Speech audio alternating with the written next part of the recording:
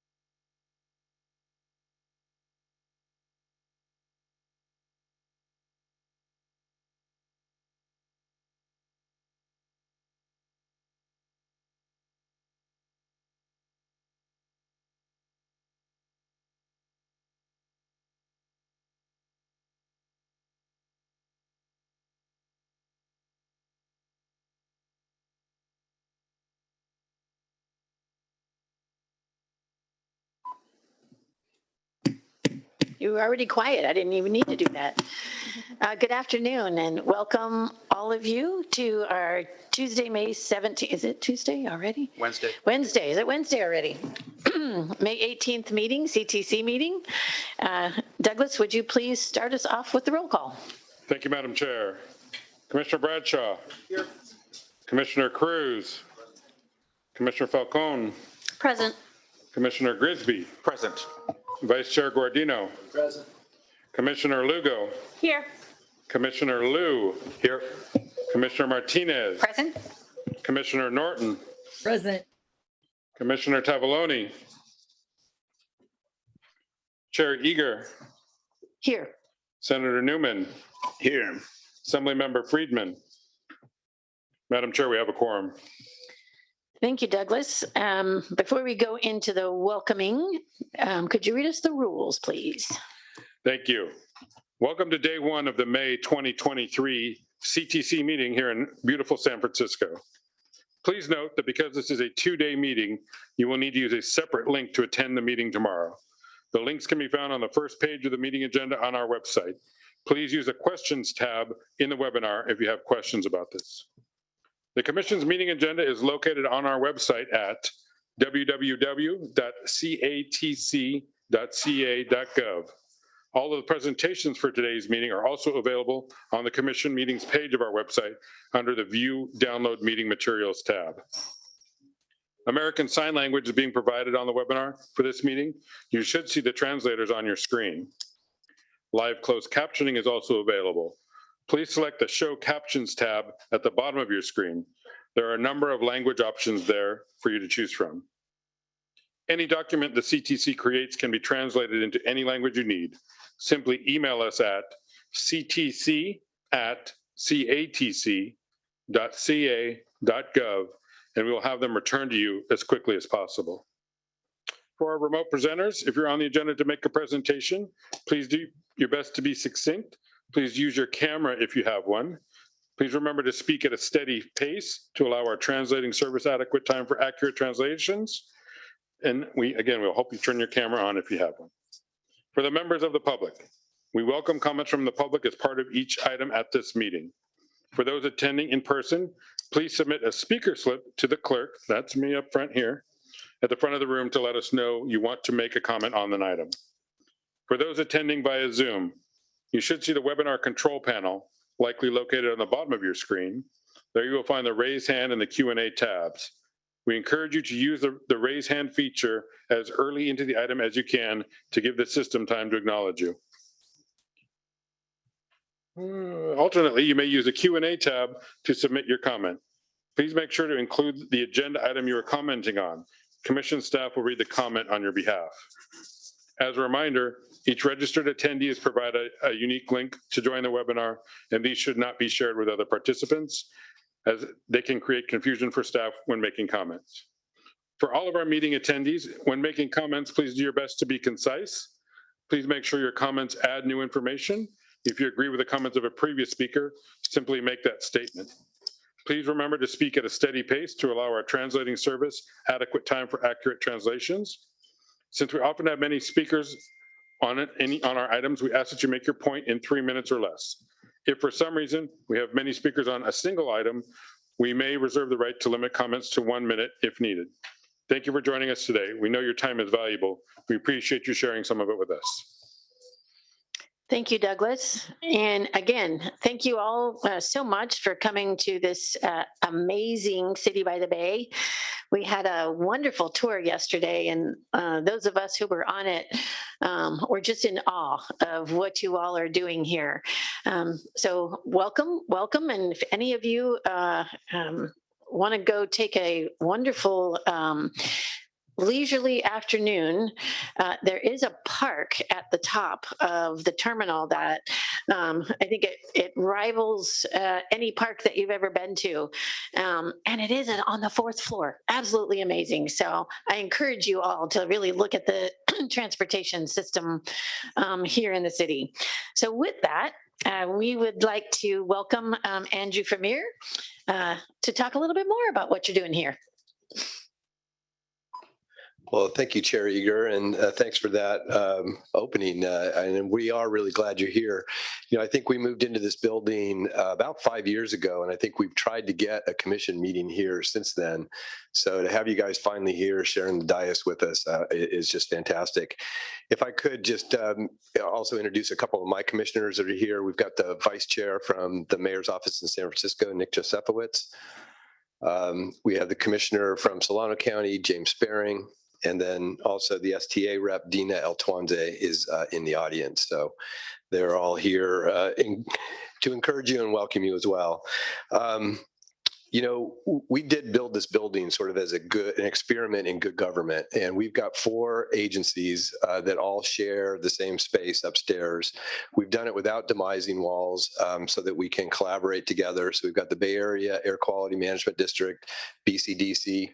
We do share now 1 staff, but ABAG and MTC are all here. And I do think that the experiment is working well. And so we do like to kind of remind folks that was the idea, and we're really happy with it. It really does, I think, emphasize the partnerships that we do develop in the Bay Area.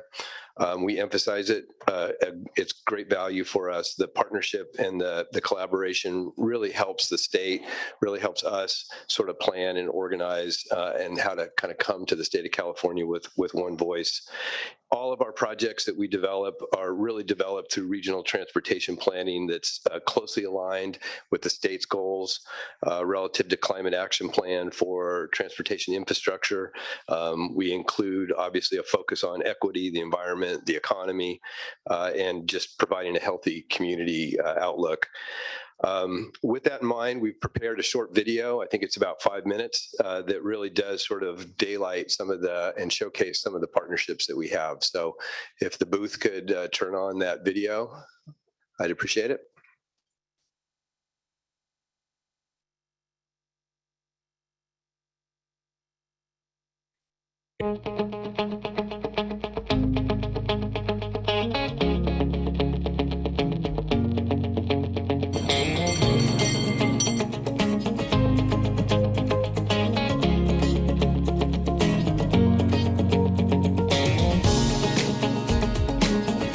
MTC is proud to welcome the California Transportation Commission to the Bay Area Metro Center.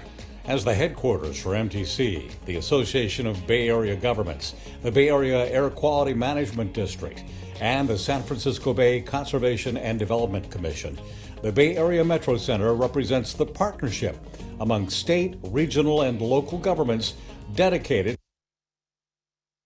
meeting the myriad challenges facing the Bay Area and to serving the 8 million people who power the economic engines of America's most productive major metro area. Perhaps no place better captures the complexity of the Bay Area's transportation puzzle and the power of partnership to solve that puzzle and meet California's Climate Action Plan for Transportation Infrastructure, or CAPTI, objectives than a short stretch of Oakland's 7th Street between Interstate 880 and the bustling Port of Oakland, thanks to more than $190 million in SB1 money allocated by the CTC through the Trade Corridor Enhancement Program and the Local Partnership Program, plus $55 million in voter-approved bridge toll funds distributed through MTC's Bay Area Toll Authority.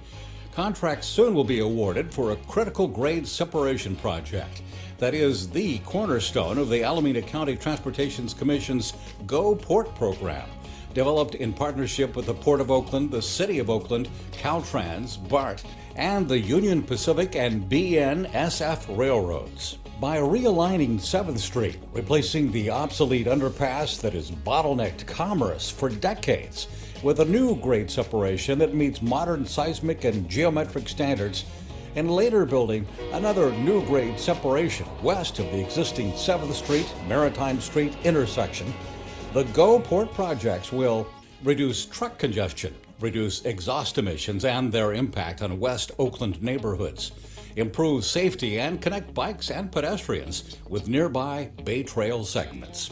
Seemingly a world away from the Port of Oakland, yet less than 25 miles as the crow flies, is another key to the Bay Area transportation puzzle, State Route 37. Like the port, Highway 37 has long been challenged by chronic congestion and the resulting drag on productivity for commuters and businesses alike. MTC teamed with Caltrans and other agencies to develop solutions that will not only relieve the 10-mile bottleneck between Mare Island and Sears Point by using the existing shoulders to add another lane in each direction, but also reduce flooding risk, promote baylands restoration, and serve as the first step in transforming the entire Highway 37 corridor into an elevated 4-lane causeway with a bicycle and pedestrian path and accommodations for an eventual extension of smart commuter rail service. The Bay Area Infrastructure Financing Authority, an MTC affiliate, this year applied for authorization to operate a toll facility on this critical stretch of Highway 37. Tolling can not only help speed project completion, but also serve as a match to secure other regional, state, and federal dollars. By encouraging carpooling and transit use, tolling can also help meet CAPTI goals by reducing vehicle miles traveled. MTC's proposal includes tolled general-purpose lanes and toll-free carpool lanes. Toll collection would not begin until these new lanes open for traffic, until bus service is established between Solano County cities, with some of the most affordable housing in the Bay Area, and job markets in Marin County, and until the toll discount program is in place for lower-income travelers. The importance of introducing bus service to Highway 37 reflects Transit's central role in meeting CAPTI objectives. MTC's top legislative priority this year is securing a multi-year, multi-billion-dollar commitment by the state to a transit recovery program that will not just ensure the solvency of California's most at-risk transit systems and allow them to avoid an impending fiscal cliff, but help all the state's transit agencies retool for the future. Trains, buses, and ferries are essential to meeting California's climate and equity goals and for keeping the state economy growing.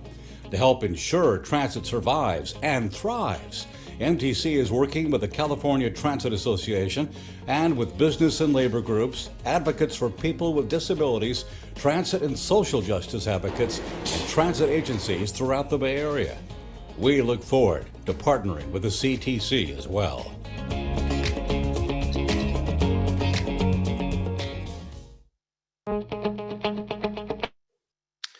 Well, thank you. As you know, we'll be up here again talking to you about item 17 on State Route 37, so we look forward to that.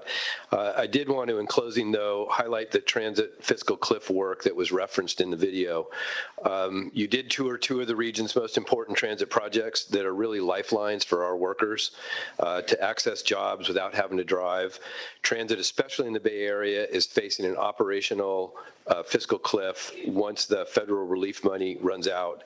And MTC's top legislative priority is to resolve that fiscal cliff and ensure that the Bay Area residents continue to have access to climate-friendly transit options for decades to come.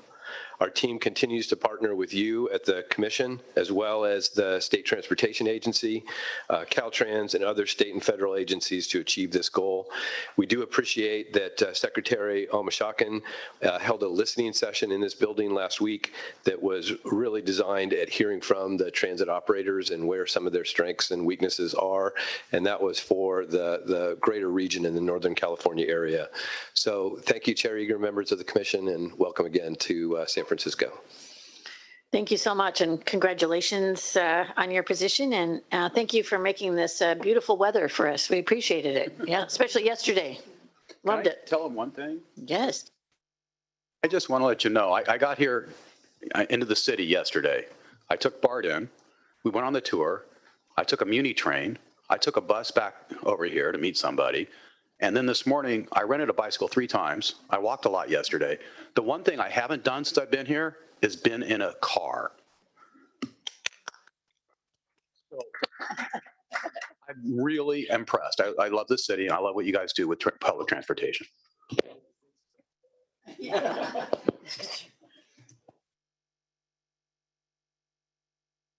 Okay, thank you so much. No, haven't taken the ferry.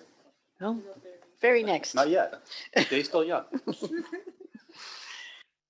So next we will move on to the approval of minutes, tab 3. Thank you, Madam Chair. We'll take tabs 3 and 4 together. Okay. Tab 3 is approval of the minutes from the March 22nd, 23rd, 2023 meeting. And tab 4 is the commissioners' meetings for compensation. Staff recommends your approval. Motion to approve Martinez? Second, Bradshaw.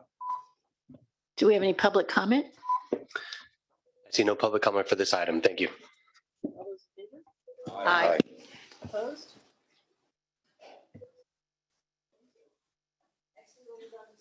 Oh, sorry. Next we will move on to tab 5, interim executive director's report. Thank you. Good afternoon, Commissioners. Thank you to MTC and Andy Vermeer for the warm welcome to the region. We're always happy to be here in San Francisco, especially this time of year when the temperature in Sacramento starts to creep up towards triple digits, but an extra bonus because it's quite beautiful today. We also always enjoy seeing the city's transportation investments in action. Yesterday, we received a tour of the Transbay Terminal and the new Central Subway.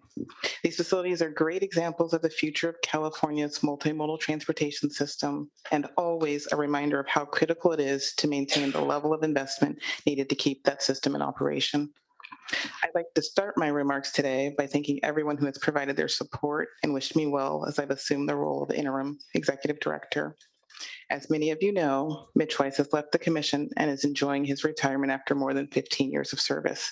I want to thank Mitch for his leadership as executive director and his willingness to share his deep knowledge of transportation issues with the team.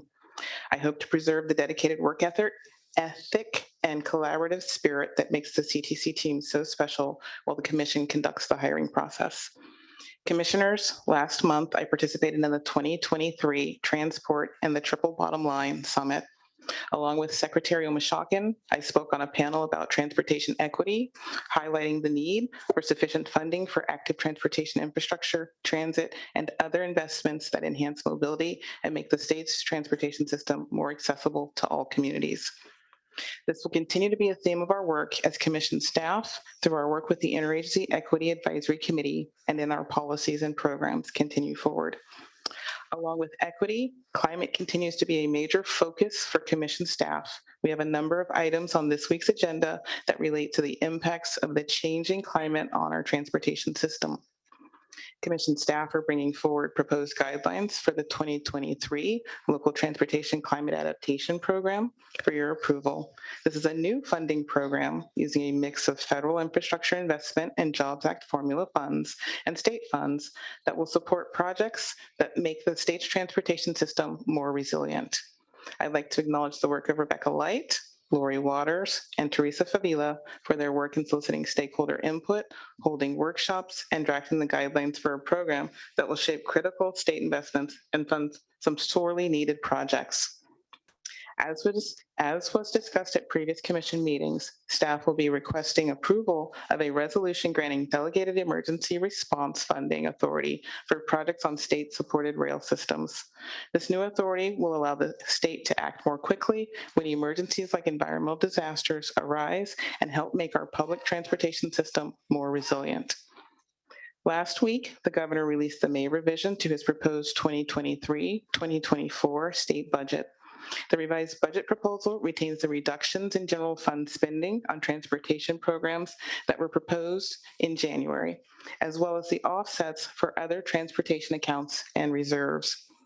We'll hear more about changes in the proposed budget later today, and commission staff continues to monitor the budget process to understand any potential impacts to our programs. The legislature and governor have until June 15th to come to a budget deal. We can anticipate an update on the final budget at our next commission meeting. We are also continuing our efforts to assist our local and regional partners secure federal funds. This year, we've submitted letters on behalf of 9 projects pursuant to the policy the commission adopted last October from agencies which include the Monterey Salinas Transit District, the Transportation Authority of Marin, Santa Cruz County Regional Transportation Authority, Kern Council of Governments, City of Los Angeles, Trans-Bay Joint Powers Authority and City and County of San Francisco, the South Coast Air Quality Management District and the Long Beach Container Terminal, the Fresno Council of Governments, and the City of Inglewood. We hope our support will continue to help California strongly compete to secure additional federal discretionary funds. A few brief staffing updates. Paul Golazuski is acting Chief Deputy Director in my place, and Justin Behrens is Acting Deputy Director for Legislation and Finance. Francis Diaz-Sanchez has joined the commission as Assistant Deputy Director for Multimodal Planning after 9 years with the Division of Transportation Planning at Caltrans, where she worked on updates to the Interregional Transportation Strategic Plan, the State Transportation Improvement Program, and helped develop the California Transportation Plan 2050 Implementation Report.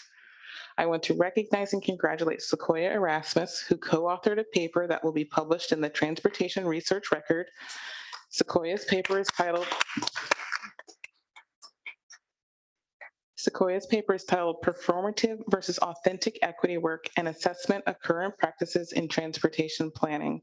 And anyone who has worked with Sequoia knows this topic is near and dear to her heart and the work she has championed at the commission.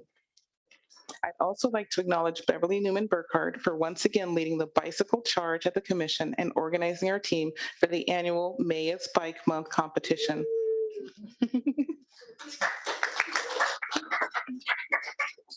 I look forward to seeing our small but mighty team putting in those miles. May is also the launch of the Office of Traffic Safety's Go Safely movement. As we know, California is experiencing a roadway safety crisis. In 2021, about 12 people were killed every day on California roads. We are joining and helping promote local action to shift toward a safety culture where 0 is the only acceptable number of traffic deaths and serious injuries. This campaign includes a survey to measure opinions about traffic safety issues and how to best address traffic safety concerns Californians are facing in their communities. I encourage our partners here to learn more about the Go Safely campaign at gosafelyca.org. Looking ahead, our next commission meeting in June will include consideration of our next funding cycle of SB1 competitive programs. Commission staff is currently finalizing project evaluations for applications in the Trade Corridor Enhancement Program, Solutions for Congested Corridors Program, and Competitive Local Partnership Programs. And we are anticipating releasing staff recommendations in early June.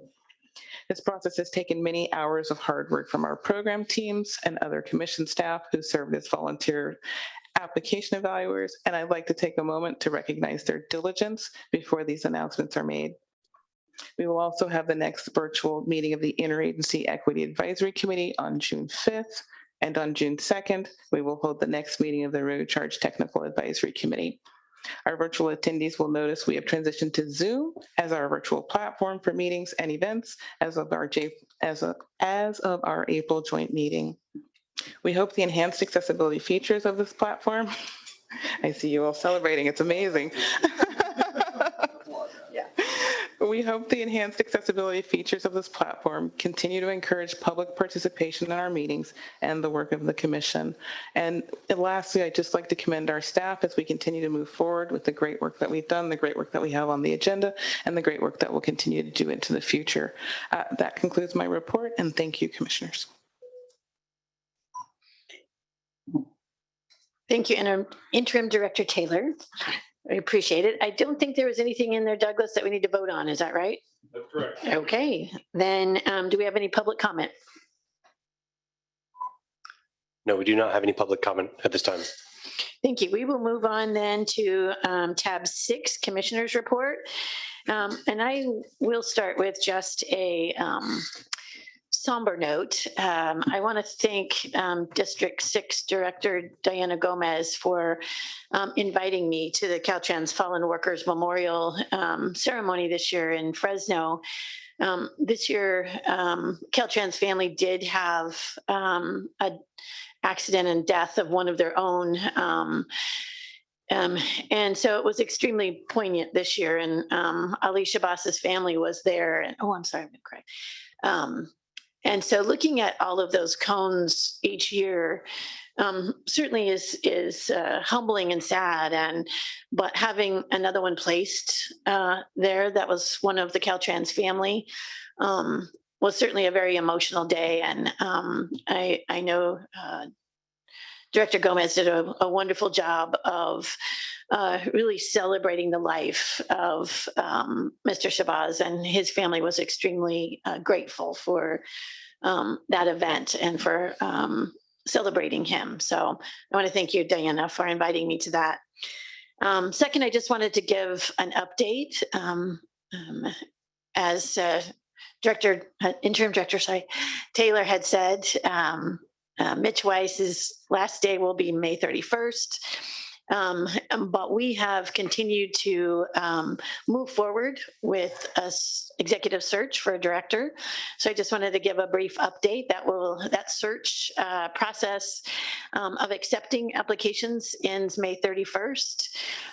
We will be going through the applications in that next week or so, and then bringing the finalists before the entire commission so that we can move this process along certainly as quickly as we possibly can. We're looking forward to the next chapter in the commission and staff, and we will keep you posted as we move forward. So with that, do any other commissioners have reports that they would like to report on? Yes, Commissioner Falcone. Thank you, Chair Eager. Just a quick one. I wanted to highlight a groundbreaking that took place about over a week ago. A groundbreaking for the Border to Bayshore Bikeway. I want to thank Lori Waters for her work on this project, and it's good to see that monies are being spent. And this is a really important project, particularly in the border region, as this bikeway will connect the community of San Ysidro to the Bayshore Bikeway, which is a 26-mile or so route. And it's so important because this is another way for particularly young people to access the beaches and the bays in San Diego. One would think that folks have easy access to those amenities, and that is not always the case.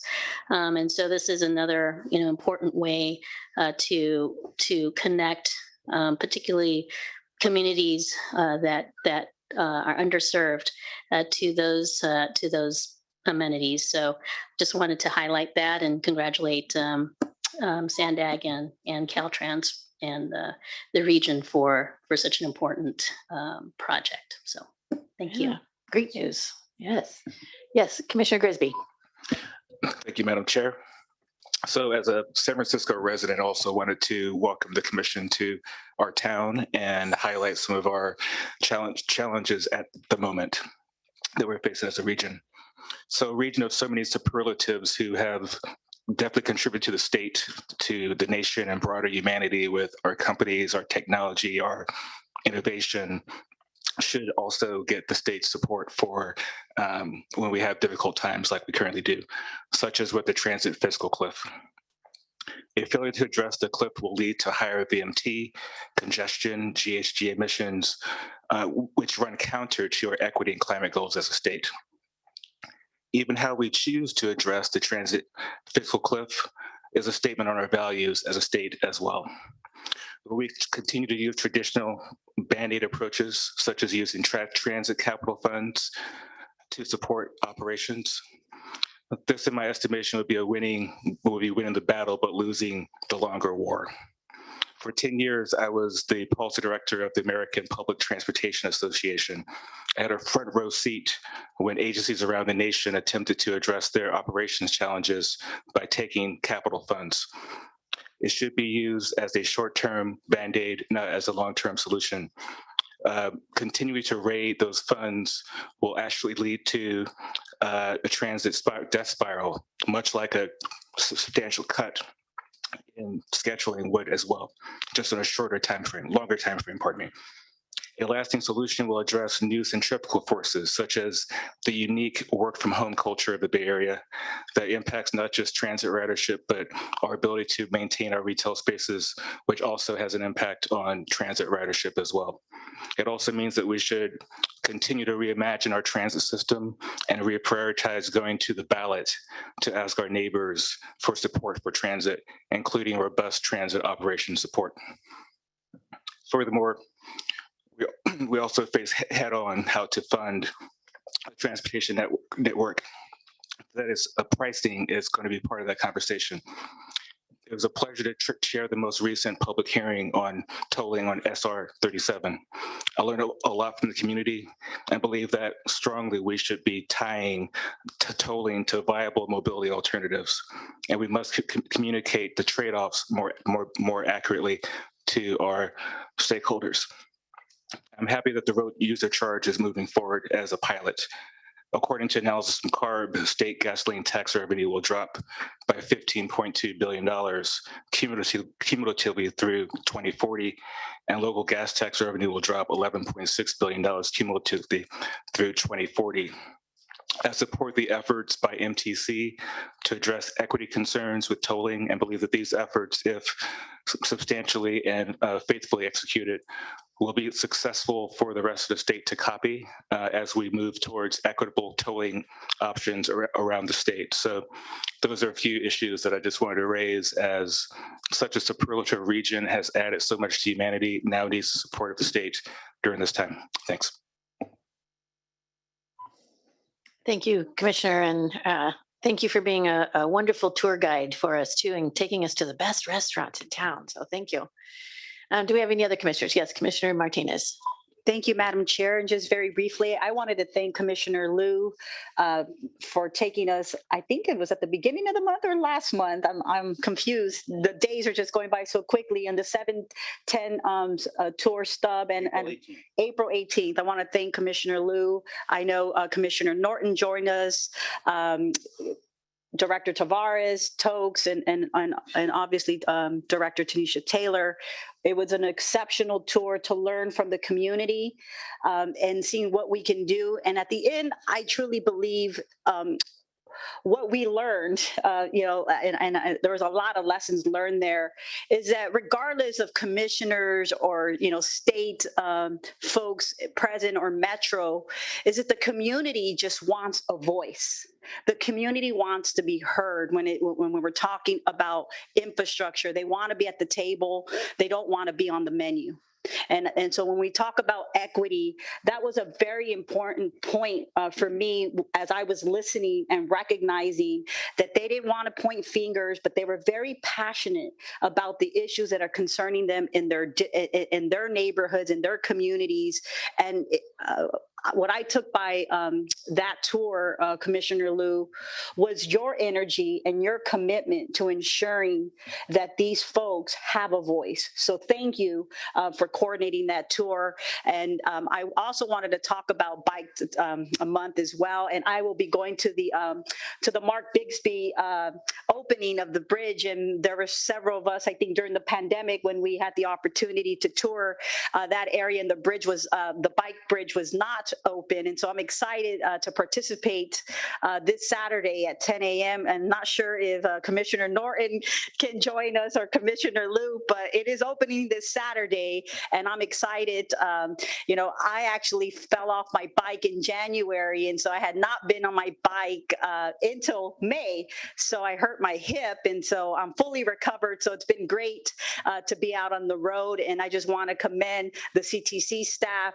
for continuing to show leadership that we can do many things, but we're practicing what we preach. And so I want to thank you all for your leadership and continuing to support active transportation. And then lastly here, it's a great joy to be here in one of the most magical cities not in the state of California, but in the world.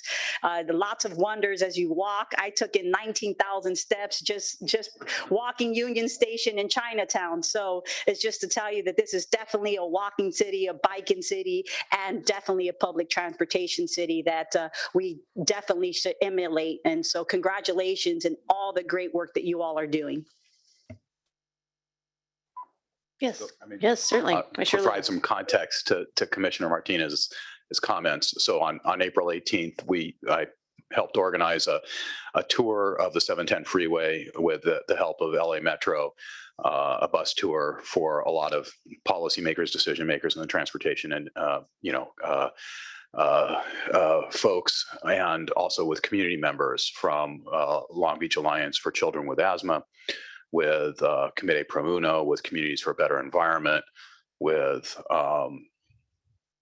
see, who else did we have? I can't even remember at this point, but there were a lot of community members who participated and engaged and were kind enough to lend us their perspective and their concerns and their issues. And we went up and down the 710 freeway and then ended up back at Long Beach Container Terminal, which is the cleanest container terminal we have in the United States. And we got a little tour of that.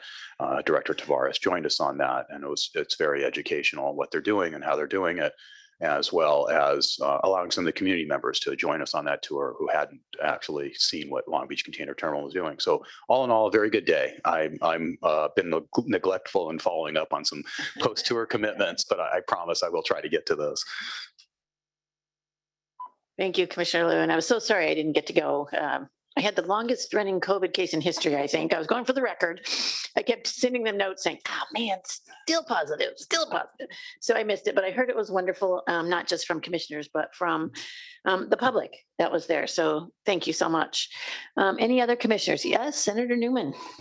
Thank you, Madam Chair. So I just wanted to say hello. I'm proud to serve as the State Senate's ex officio representative to the CTC. And unfortunately, I'm not always able to make these meetings. Same is true for Assembly Member Friedman. So it's wonderful to be here today with the commissioners. I want to welcome Interim Director Taylor. Great to have you in this slot. We've met recently. Very encouraged to have your leadership during the interim time. And very quickly, I also serve in my day job as I serve on the Senate Committee on Transportation, the Senate Committee on Energy, Utilities, Communication, on the Budget Committee, and on Budget Committee subcommittee number 5, which is jurisdiction over transportation, among other things. And so I think it's important to note as context here, we're in the midst of the state's budget process, as mentioned, and this year is going to be really challenging, especially relative to the last couple of years. And so to many of these issues, but especially the question of transit and the transit fiscal cliff, this is something that we are aware of. This is something that we are working on. This is also something for which there aren't many easy options. But Commissioner Grigsby's comments are well taken. And, you know, in my job, it's good to be here and listen. It's also wonderful to be here in San Francisco. I'm going to go back and suggest we do more of our legislative meetings here in San Francisco as well. But you know, I'll take this back to all my committees plus leadership and let them know, you know, the work that you're doing, the input that you're taking, especially as it relates to cities like San Francisco, where transit is so critical.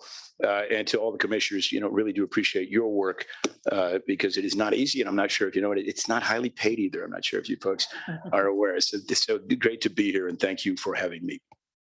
Thank you so much. We're thrilled that you're here with us. Any other commissioners? Yes, Commissioner Bradshaw. Yeah, just a couple quick comments. Thank you, Chair Eager, and thank you, Director, Interim Director Taylor. I appreciate it.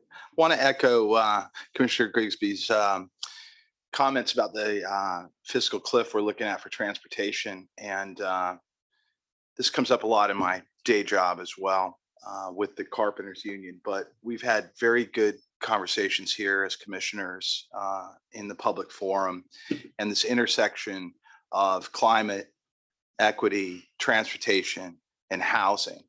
And if we hit a transit fiscal cliff and it drops off, all that can blow up. So I just wanted to raise that and echo that concern, because the goals of the state from the governor and throughout our electeds, it's great to have you here, Senator.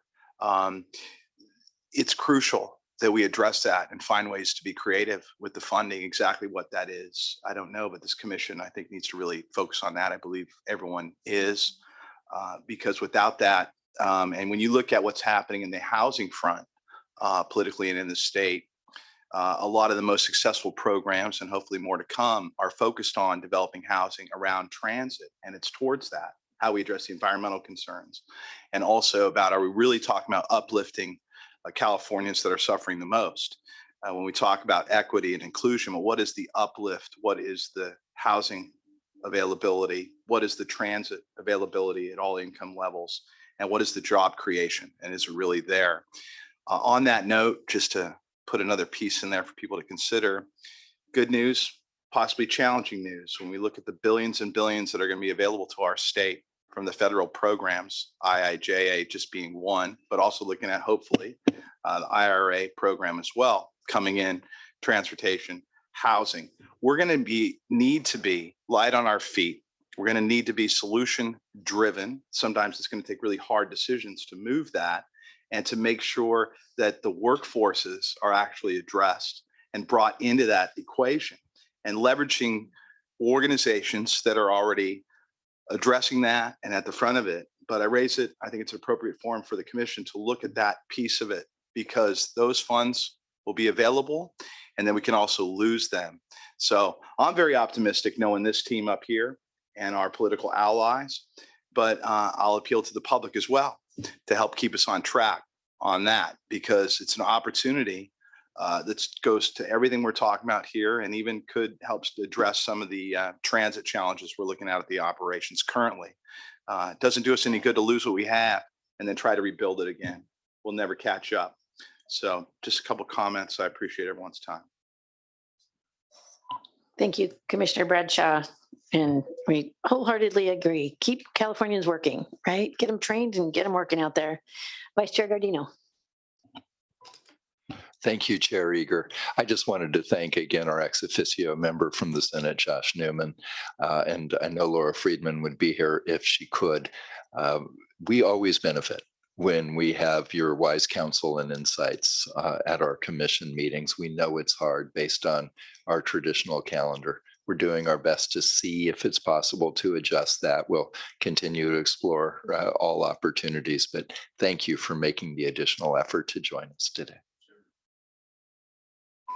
Any others? I know we have Commissioner Tavaloni that joined us online. Are you there, Commissioner Tavaloni?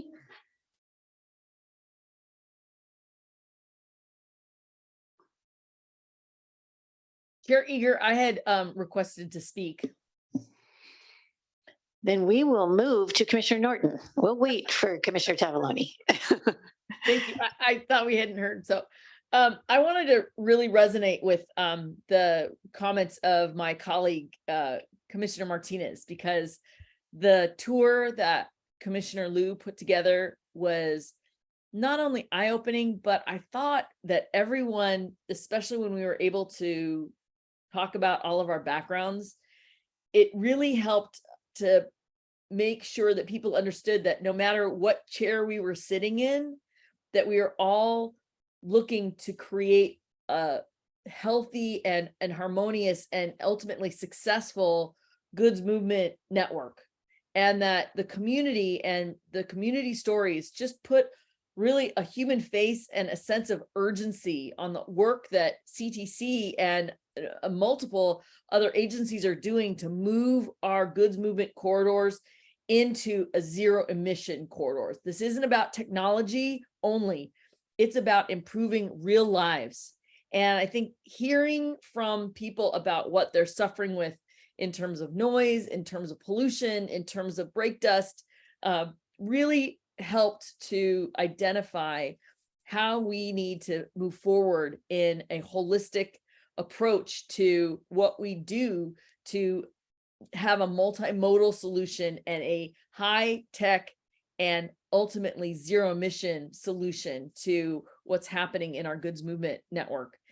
On the issues that were raised by Commissioner Grisby about the fiscal cliff and the MTC about the fiscal cliff, I can't say enough about how I'm hoping that our conversations about pricing, especially on the 37, but beyond, we have a number of corridors that the CTC has funded that are still in process, and really speeding up that process for congestion pricing can allow us to have financial security for the operations of numerous transit corridors along these express lanes and others. That in Los Angeles, the healthiest transit corridors have been the ones that touch the express lanes because the toll revenue is funding them, and it's allowed those transit systems to move into zero emission as well. So I think that it's great to see on the ground, and thanks to MTC's video today, in the air, a opportunity for us to really have a long legacy of supporting fiscal cliff, to put people to work, and to look at other ways that we can use pricing as a way to focus on reversing induced demand and instead incentivizing people to take high quality transit options rather than driving alone. And so I feel like this has been a really great hands-on month to really experience this on the human level as well as the infrastructure level. And I thank my colleagues for the opportunity to experience that together. Thank you, Commissioner Norton. I think Commissioner Tavallone is having audio difficulties. Yes. Okay. Let us know when he would like to speak. Thank you. Any other commissioners like to speak at this time? Commissioner Cruz. Yes, I just want to say thank you as well to MTC for extending the invitation to come to San Francisco to meet. Thank you for your leadership, Chairwoman. I want to appreciate Tanisha Taylor, the director, stepping in. She's been doing an incredible job in the short time she's been in that position.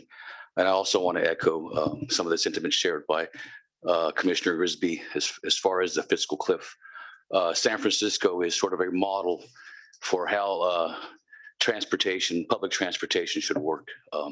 When I come to the city, I'm the first one to jump in BART, as you alluded to, walk, a bike, and take a ferry whenever possible. I've worked for a number of years on programs to try to improve that network in the Bay Area, and look forward to helping bring ridership back to those sort of modes throughout the state, because it's vital, especially to working people who move about the state using public transportation. But I see some friends in the room who have been very instrumental in doing so. So I thank them and look forward to working with them as we move forward to try to tackle this issue in California. Thank you, Commissioner Cruz. I think everybody's had a turn. Anybody else? Okay, before we move on, is there any public comment on commissioners' reports? I see no public comment for this item. Thank you. Yeah, but, okay. So Oh, there's, I think I hear Commissioner Tavaloni.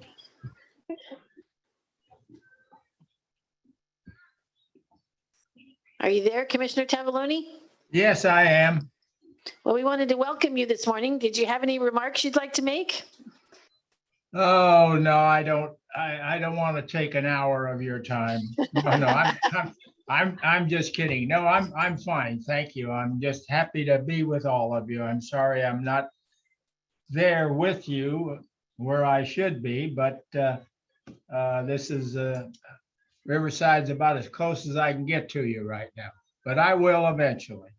Oh, we know you will. We're looking forward to seeing you in person and welcome today. Commissioner you. Tavaloni, we're going to miss you at dinner tonight. And as a small token of how much we miss you, we're going to send you the wine bill.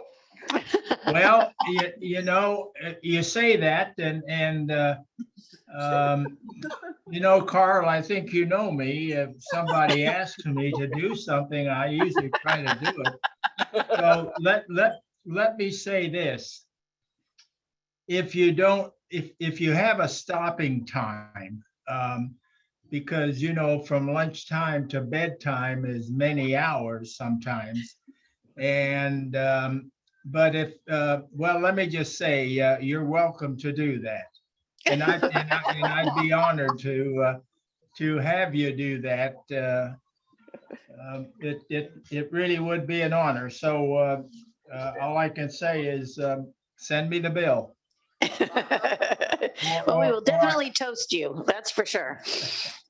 All right. Well, I'll tell you when I'm having my dinner, I'll toast you too. Oh, deal. You got a deal. Okay. Thank you. Thank you. With that, we will move on to tab 7 under Secretary Tolleson. Great. Thank you, Chair Eager, and good afternoon, commissioners. Really happy to be here today. Thanks for having me. First off, before I get into my remarks, I do want to, for myself, as well as on behalf of Secretary Omoshawkin, who unfortunately couldn't be here today, we would like to acknowledge and thank former Executive Director Mitch Weiss for his time with the Commission and his service to the people of the state. I also want to congratulate Acting Executive Director Taylor. Of course, we have worked closely with Director Taylor in the past, but look forward to continuing to work with her in her current role. And as always, CalSTA is here to lend our support in any way possible during the time of transition. And speaking of transitions, I'll quickly mention that 2 members of CalSTA's senior staff, Deputy Secretary for Transportation Planning, Avital Barnea, and Deputy Secretary for Admin and Audits, Matt Espenshade, recently left for new opportunities. So we wanted to thank them for their time at CalSTA. Unmute. And if we, oh, okay. Can we move to the next slide? So as you heard from Governor Newsom last week, even as the state's overall fiscal picture grows dark, California's climate leadership continues to shine bright. The May revision continues to protect our state's critical investments to combat the climate crisis head on. That includes maintaining the overall funding level that the governor proposed in January for groundbreaking transportation infrastructure that was passed last year to accelerate our transition to a cleaner, safer, and more equitable transportation system. And I think this bears repeating. There's no change to the overall funding level that the transportation infrastructure package from what Governor Newsom proposed in January or that he put out, even as the general fund shortfall is projected to grow. And just to quickly recap, the 2022 Budget Act included a $15 billion transportation package. In January, the governor's budget included $2.7 billion in general fund reductions, partially mitigated by $500 million from other state transportation funds. This maintained $12.8 billion in the transportation space, 85% of these overall investments. The May revision does include an additional funding shift of $150 million from the general fund to state transportation funds. This is for the one-time $1.2 billion port and freight infrastructure program, which is intended to build a more efficient, sustainable, and resilient supply chain while lessening environmental impacts on neighboring communities, which CalSTA expects to award in the very near future. And these transformative state investments are already benefiting California communities, or soon will be. If we can go to the next slide. So on that point specifically, last month, CalSTA awarded more than $690 million to 28 new public transportation projects in disadvantaged communities, part of our Transit and Intercity Rail Capital Program, or TIRCP for short. As the Commission's well aware, that follows more than $2.5 billion released in late January for a total state investment of more than $3.2 billion in public transportation in just the first 4 months of 2023. And again, that's $3.2 billion for public transportation just this year. Some of that funding from January actually is on the agenda at this meeting, in fact. I'd also like to note that CalSTA also expects to soon award $350 million of that funding for high priority grade separations. That was part of the initial TRCP call for projects. Next slide, please. And I know Acting Executive Director Taylor mentioned this already, but I do want to touch on it. I think this is worth repeating. So I did want to highlight the campaign by the California Office of Traffic Safety called the Go Safely movement, which launched just this last Monday. As all of us working in transportation are aware, there's an ongoing roadway crisis of traffic violence in California and across the country. According to the National Highway Traffic Safety Administration, more than 4,400 people were killed in traffic crashes in California in 2022, or almost 12 people every day. A disproportionate number of those deaths affect Californians of color and low-income communities. So OTS is launching this campaign to establish a strong transportation or traffic safety culture in California by raising awareness of the roadway safety crisis and encouraging people to take a community call of action survey. Results of that survey will help the state prioritize highway safety planning efforts and identify traffic safety champions to promote more community level involvement in traffic safety initiatives.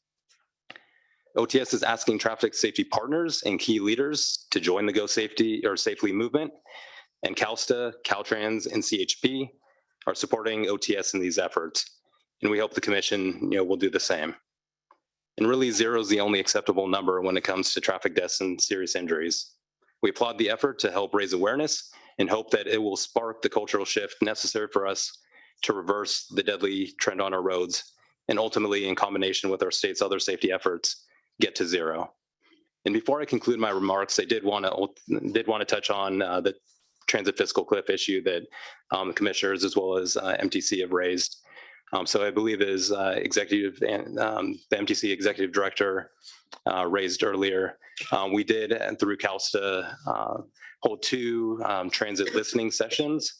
One actually right here last Tuesday in the Bay Area, one on Monday in Los Angeles. I think it was a really helpful conversation to hear directly from the transit operators with some of their challenges and how we can think about opportunities to help address that. Appreciate the comments from Senator Newman. Absolutely, this is going to be a challenging time, but at the same time, CalSTA remains committed to hoping to work through some near-term as well as long-term solutions to help support transit into the future. So with that, I will conclude my remarks. Thank you, Undersecretary. Yes, Vice Chair Gardino. Mr. Undersecretary, thank you. Excellent remarks, and we're so glad that you're here with us. As a proud Bay Area native, though, I feel kind of bad when Andrew Vermeer did his wonderful welcome. There are 2 members of his board that he graciously recognized, but just wanted to mention Nick Josefowitz as vice chair, who may have had to step out to take a call, and Jim Sparing, who's not only one of the longest serving commissioners in MTC history, but I believe one of the most effective for our region and our state as well. And Jim, Nick, did you want to say anything in greeting to us today? Or are you just the strong silent type? Would you like to say something? Oh, you're going to save it to item 17 on Highway 37. Great. Thank you. Thank you, Madam Chair. Do we have any public comment on this particular issue on tab 7? I see no public comment for this item. Thank you. Thank you. Then we will move to tab 8. Deputy Director Keever. Welcome. Yeah, thank you, Chair Eager, Commissioner, Senator Newman, and a pleasure, Interim Director Taylor. So thank you. Could I go to the next slide, please? So I want to start by, we often do an employee highlight, but I also want to tie it into what Commissioner Eager talked about. So I want to thank Tanisha for joining us on a very warm ceremony on the Capitol steps, where we acknowledged our fallen workers. Since 1921, we've had 191 cones placed up on those Capitol steps, 2 that were added this year for Quanda McAdney, who's from this area, the District 4 area, and then you talked about the Ali Shabazz from the Fresno area. So unfortunately, we added 2 cones. Carolyn, for 16 years, has been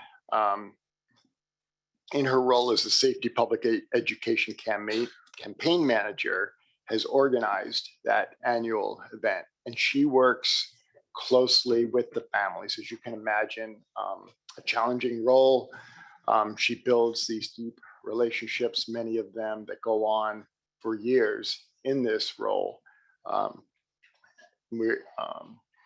She ensures that if you've been to the ceremony, it's a very solemn, well done ceremony, a lot of work. She ensures that it runs smoothly. Is just, you know, a wonderful, dedicated person in this role.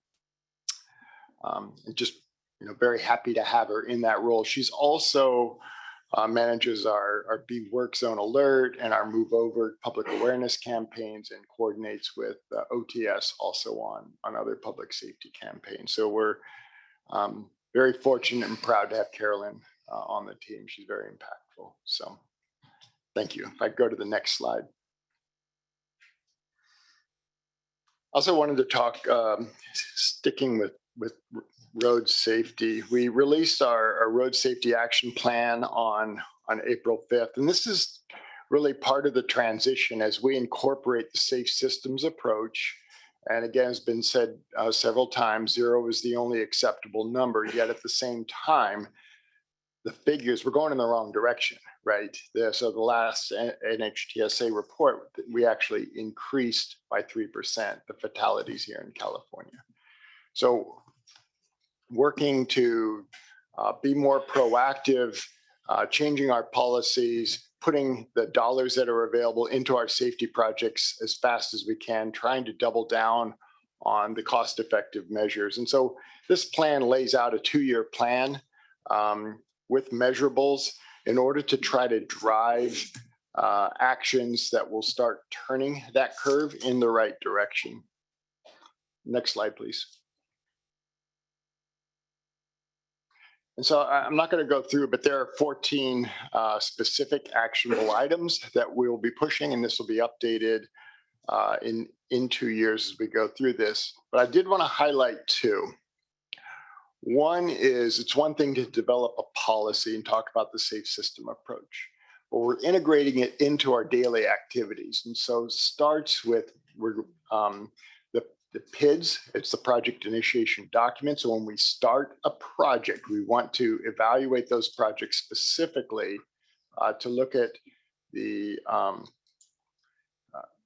crash information that we have, the occurrence of fatal and serious injuries, and start the evaluation and see if we can add safety elements to the scope of those projects. And so this is, you know, Caltrans is a bit of a machine with the size that we are. It's important that we incorporate regular processes that go with the policies to ensure that we're taking those steps to say, is there an opportunity to do something for safety on this project? And so that is one of the things that we'll be incorporating, and it's expected to be impactful. The other is collecting data and developing an inventory of all our safety elements. So right now we do not have an inventory of those, and we'll be able to use that with data and business intelligence to hopefully drive some of our decision making and make through quantification help us with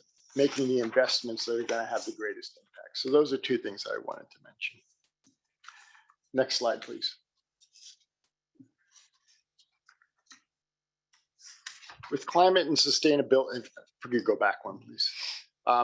Talk about two things. One, pavement smoothness. So, you know, with our program, Fix It First. When we talk about Fix It, there's a couple of important things that we're looking here. One is we're incentivizing our contractors to raise the bar with workmanship, and through that, we measure quantifiably the smoothness, if you will, of the pavement. And through that smoothness, it's a higher level of workmanship. It reduces the fuel and the GHG associated with that is used by reducing that rolling resistance. And the roads last longer. They don't take such a beating with the heavy loads by having a smooth road. And those of you that drive can probably appreciate also the benefits of a user in having that. And so we're making greater and greater progress working with our contracting partners to continue to raise that bar. And perhaps even more exciting is the ways in which we're doing road work now, where we're doing more recycling, and in this case, in-place recycling. So you may see, you know, the roads, and they're all being ground up, and they take that and they mix it, and they come back, and right behind it, they're laying a new road right behind the work that's going on, and that saves.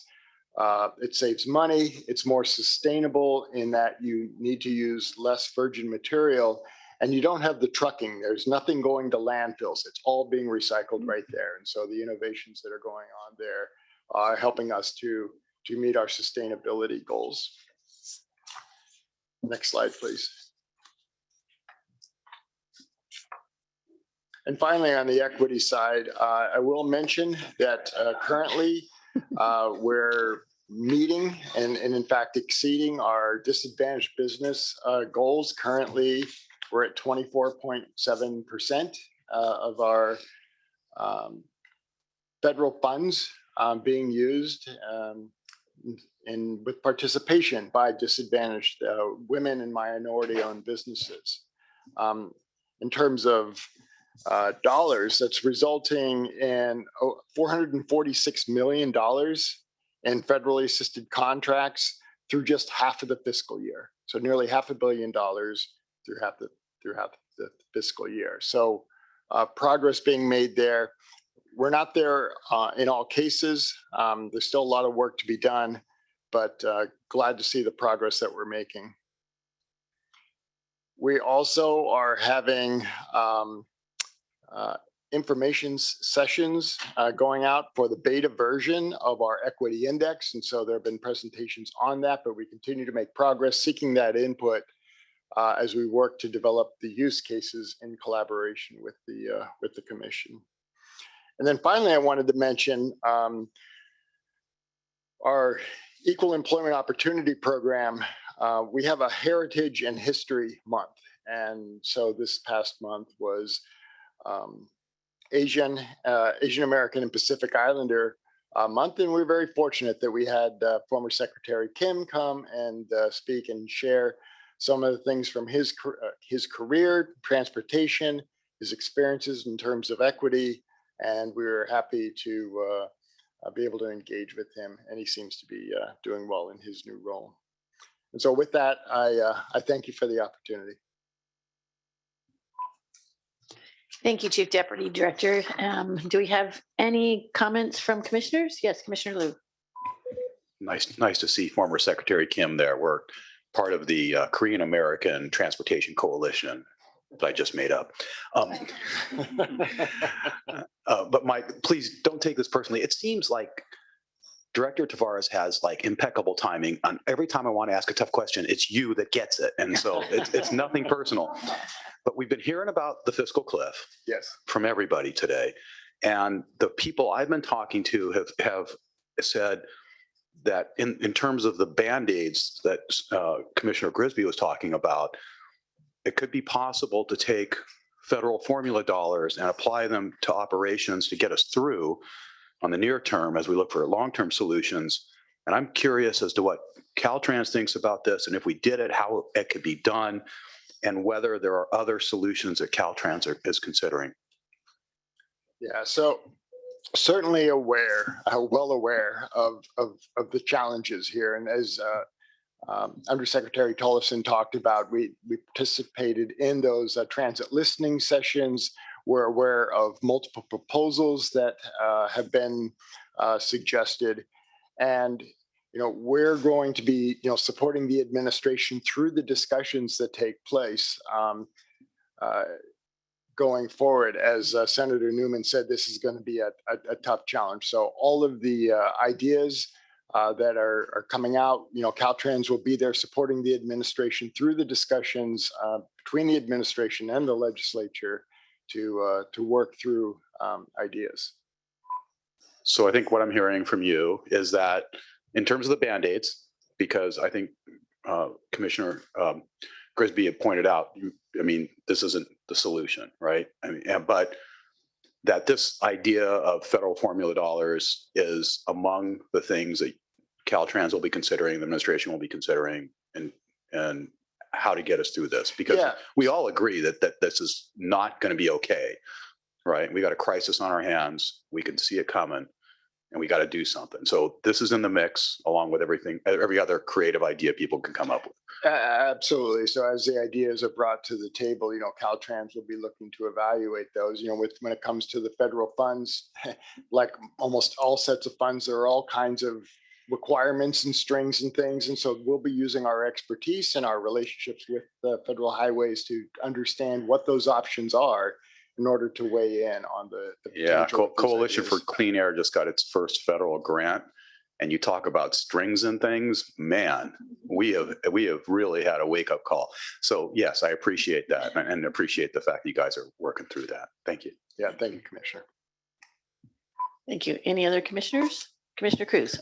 Yeah, just real quick, I want to appreciate the Deputy Director's comments on highway safety, and my condolences to the families at Caltrans, and want to highlight just the issues we're having as a construction industry with highway safety. And I'm looking at some data. There's been at least close to 40 highway workers killed on the Caltrans right of way in the last 5 years.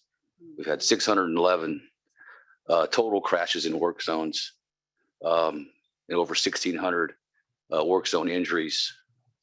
SB1 and federal funding has been a godsend as far as creating work opportunities on our roads and highways. But with that comes the difficulty now of keeping workers safe on those job sites. So, I'm all in. I know most of us are all in trying to improve work safety, highway safety in the right of way, and look forward to working with Caltrans to protect your workers, but also protect the workers that some of us represent as well in those positions. Yeah, thank you, Commissioner Cruz, and completely agree.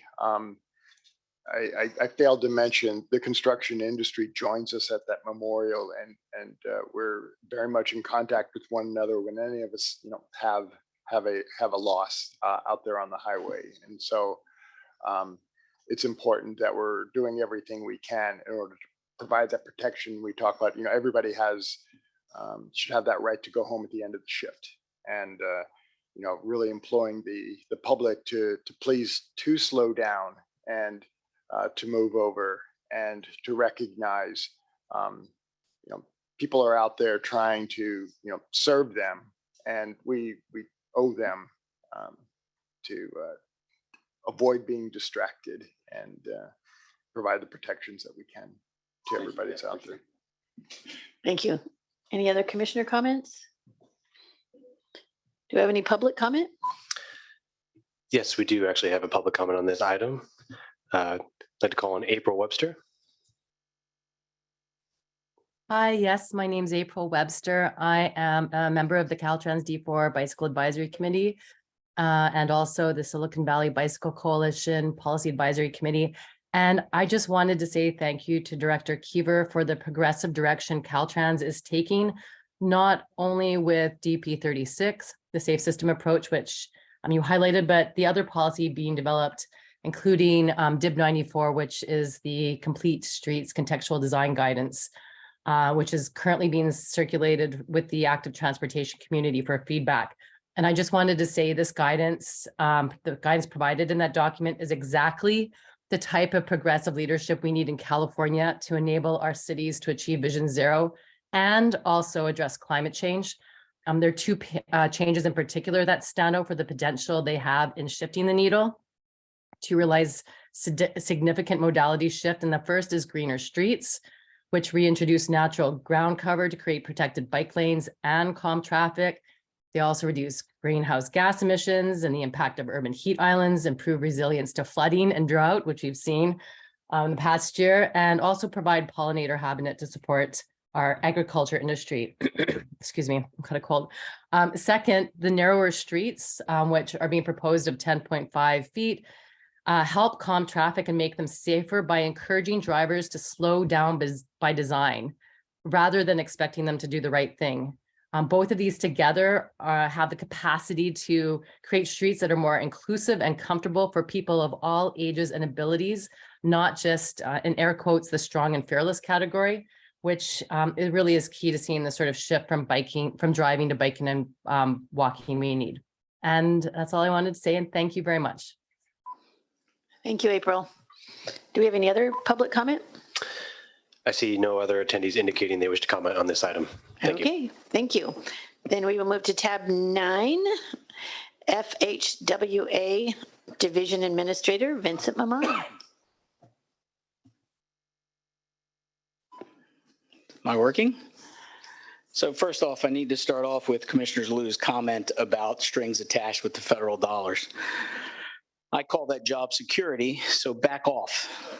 All right. It wasn't a grant from you. With all your Environmental Protection Agency. with all your walking and biking that you've done here, I don't want to be in a car with you. So stay out of the cars. All right. Because I think you're a little ripe. I just noticed Commissioner Eager moving over just a little bit. So Chair Eager. Don't take that personally. Chair Eager. I don't know if this is appropriate, but is it too late for me to second Commissioner Liu's comments about the federal program? It was already unanimous, so we're good. All right, carry on. Moving on. All right, thank you. Appreciate the opportunity to talk today. Do I have a slide up there? Look at that. Look at me. I have slides. Y'all are doing slides. I'm doing slides now too. All right. So let's go to the next slide.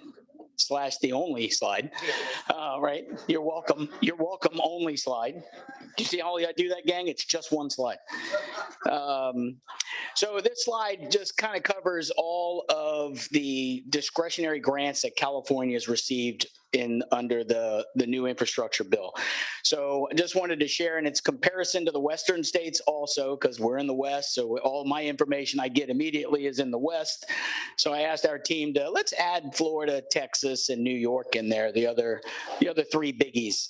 And you'll notice that California is far and above the number of grants that have been received throughout the nation by a lot, right? So that's a testament actually to everybody in the room, because you're putting in these are very competitive grant opportunities, and that means they're great applications. We had 50 safe streets and roads for all grants that came here. This is not including the FRA grants and the MARAD grants and other DOT modes. So looking at a lot of grant opportunity, there's several other grant opportunities that are coming. So I want to encourage people to continue to look at the federal DOT website and the Federal Highway Administration's website.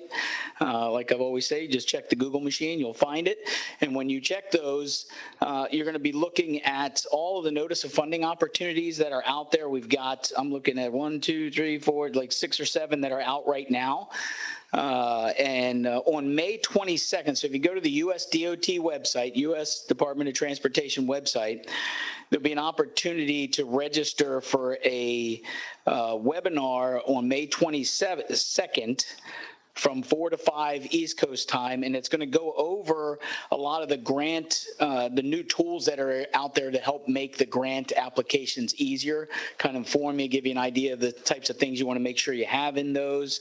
It'll particularly talk about the Wildlife Crossing Program and the Protect Program that are both out right now. So I wanted to just encourage people to continue to look at that. It tells you when all the notice of funding opportunities are out, and things like this, like the webinar. And that's the type of thing that the department is trying to improve and increase the number of training and information sharing so that people can understand kind of how to maneuver and how to manage all of the many discretionary grants that are coming out right now. And like I said, they're competitive grants, so it's so important to read the criteria and address the criteria when you're applying for these grants. A couple other things I want to hit on. Thanks, Mike, for the coordination and the work on the California Freight Mobility Plan. I know we're going to a tight time frame on that. I appreciate the effort that we're making to get this thing done on time so that we can approve it and that freight money doesn't lapse. So thank you for that coordination that you had on that and the initiative to keep this thing moving. So I appreciate that. And then lastly, a couple other things, sorry. August redistribution. We've talked about that before. I usually tell you in September how much we got in August. Last year we got $681 million, which is more than I think over half of the country gets in their regular program. We're anticipating, everything I keep hearing is a lot of money again this year that's going to be available. So this is when I'm kind of looking at the regions and the locals a little bit more than anybody else right now. We got to get your projects delivered. We got to get your projects to Caltrans. We got to get them to where they need to be so that we will be sitting and ready for that August redistribution money. There's a different opportunities. There's some restrictions and each of the different program areas and availability and all these funding things that Stephen Keck will wizardry be able to tell you everything about. I kind of do, but I don't like to tell you everything because remember job security. But it's so important that we get those projects delivered, particularly on the local side, because Caltrans can run their own shop, but they can't control the locals, and we need the local agencies to get their projects ready, particularly the current program. We need that done so that we are ready for August redistribution. I mean, there's a likelihood of could probably in the 600s. I don't know numbers, but a lot of potential for opportunity there. And again, that money comes from. It isn't like another state didn't spend their money, right? Because every state spends their apportionment. But there's a lot of these programs that are coming out. IIJA's got a lot of money coming out right now, and we're trying to roll out all these programs. So some of these programs have it's coming so fast we can't get it all out yet. So there's some money, additional money left over that we can go out in August redistribution. And then the following year, it comes back. It'll be taken right off the top to go back into those programs. But it's important to know, typically California is 10% of the Highway Trust Fund. We usually get of all the formula, all those things, usually right around 10%. Last year, because of August redistribution and so many states that weren't able to come to the table and ask for more, California got a bigger percentage of that. So when they take it off the top, it's less of a hit to California than it might be to another state. So I think it's important that we're ready to pounce on that opportunity. And we're working with Caltrans to try and find every way we can do to accelerate the process of approving these projects. So we're working to see what we can do. So lastly, I wanted to hit on the Workers' Memorial too. I had the opportunity to join the director and the secretary at the statewide Workers' Memorial. I want to thank Gloria Roberts, acting district director in District 7, for inviting me to speak at the District 7 Workers' Memorial. And it was kind of interesting. I was sitting behind just where the dais was, and she was kind enough to put me in the shade so I didn't burn, so that was nice. But I was sitting where the chair was, I was sitting right behind a Caltrans truck. Sitting in a chair right behind a Caltrans truck. And I thought to myself, wow, I'm on the other side of this truck. That seems safe. right? I'm on the other side of this truck. If somebody was to hit, I'm good. Look at me, I'm good. And then I heard all the stories about the people who weren't good and they were standing on the other side of the truck.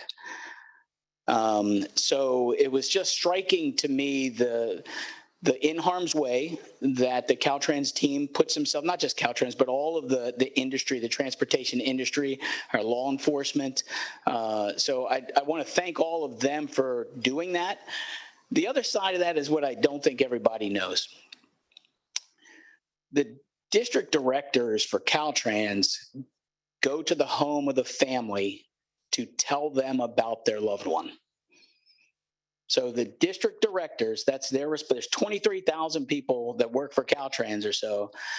But if something happens in someone's district, that district director drops everything to go. In fact, one district director, District 11, wasn't able to come to the Workers' Memorial because he had an employee that got hit in the same situation I was talking about. I was on the other side of the thing. An employee got hit because somebody swerved. And the quote he used was, "They're using the roadway like their own video game." And I thought, what a very well said description of how the roads are being used. Because somebody swerved, came around, hit the truck, took the truck right into his employee, and then rolled. So I said, was it a hit and run? He goes, no, it was a hit and roll, and that guy was upside down. The truck that hit him was upside down. So they were able to get the person. But I just wanted to share, because I don't think everybody realizes what the leadership of Caltrans do. I had an opportunity to have it in the discussion when they were talking about it. And it was heartwarming to me as a taxpayer. I was sitting the taxpayer side on how much the leadership cares about their people. I sat there with an ex director of Caltrans at one time, a previous director of Caltrans. We were at dinner. He said, I got to go. And I said, he came back. I said, what happened? He says, we were missing one of our employees. We were missing one of our maintenance workers. And this was a kind of an important dinner this director was at. And he left the direct because he didn't know where one of his 23,000 people were. And so I just want to thank you, Mike, and your leadership, and Tony, and just the care and concern you give for your employees, and the care and concern all of you give to the people who drive our roads. So thank you for that. And I will say the same thing I keep hearing. All of us got one or two of these things. Put them away. It's not that important. So thank you, and I'll be willing to take no questions. I mean, as many questions as you like. Thank you, Vincent. Do we have any questions or comments? See, if you end on a somber note, no one can ask a question. Like, oh, man. Brilliant. Okay, now move I feel on. like a puppeteer up here. I feel like a puppeteer. Do we have any public comments? I see no one from the public looking to comment on this item. That's a good answer. Thank you. Thank you. Tab 10, Ryan Niblock. Welcome, Ryan. So Ryan Niblock, RTPA moderator, but before I actually get into my RTPA notes, I wanted to share some gratitude here first. So personally, coming from the San Joaquin Valley, at the end of April, we had our Valley-wide policy conference, and I feel like half of the audience here was either in attendance or was a speaker.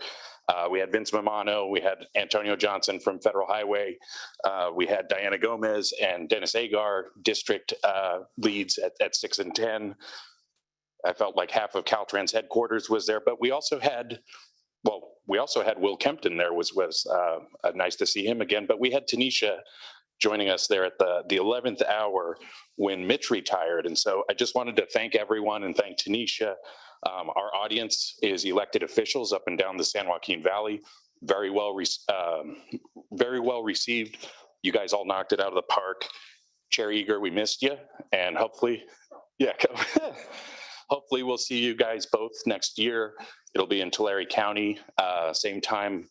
Gabe Gutierrez is in the audience somewhere. He can answer any of your questions from Tulare County. So he's probably shrinking in his seat now, but I'll get into my updates on the RTPA now. But so we had series of updates on a wide variety of things, but I'm going to give you the highlights here. So first, we got critical updates on the delivery of federal funds. So similar to what Vince was just talking about, the urgency for regional and local partners to deliver big this year. We have an opportunity for an historic August redistribution if we're able to move very fast between now and early July. So that message is loud and clear to us and being relayed to our local partners.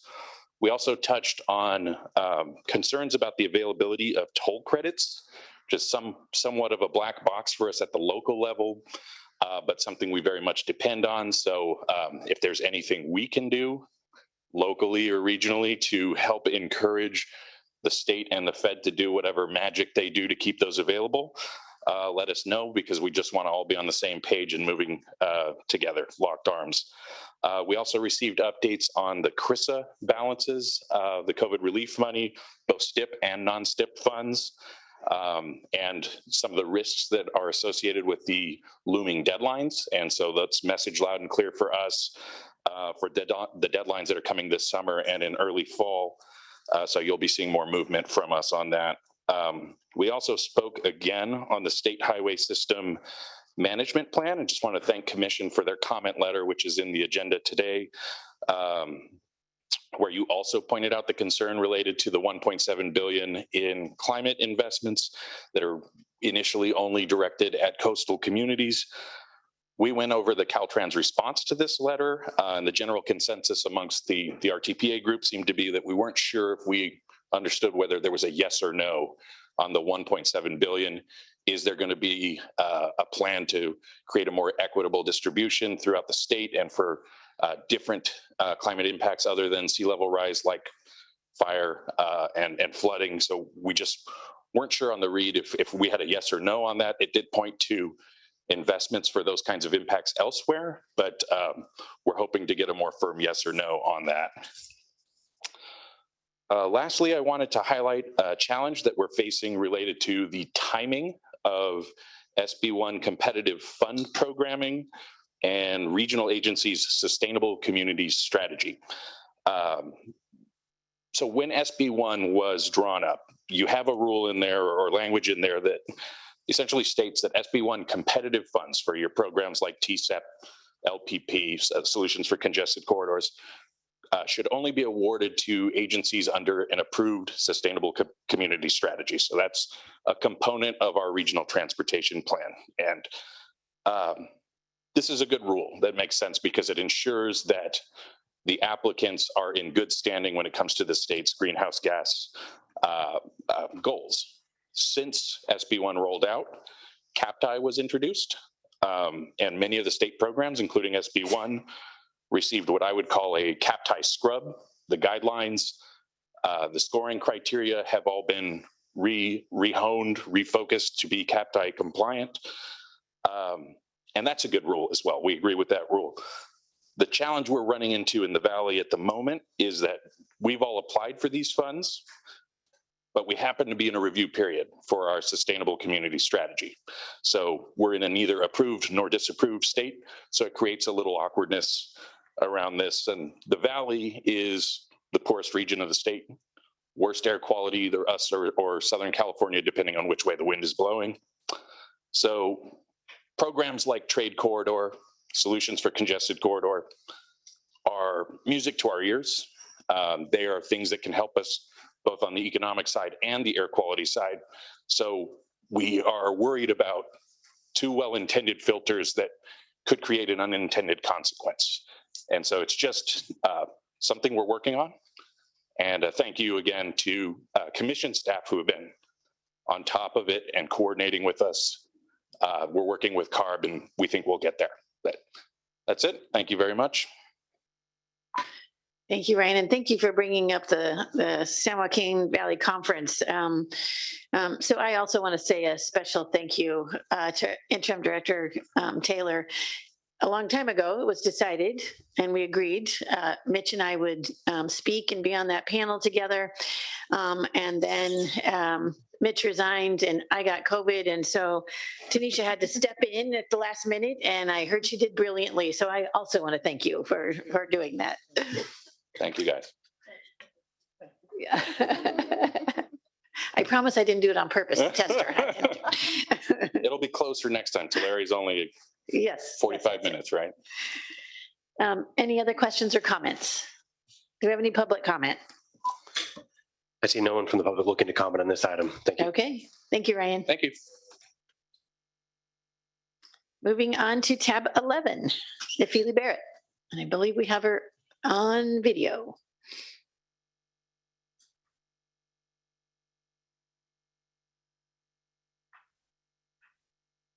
Are you there, Nafili? I am.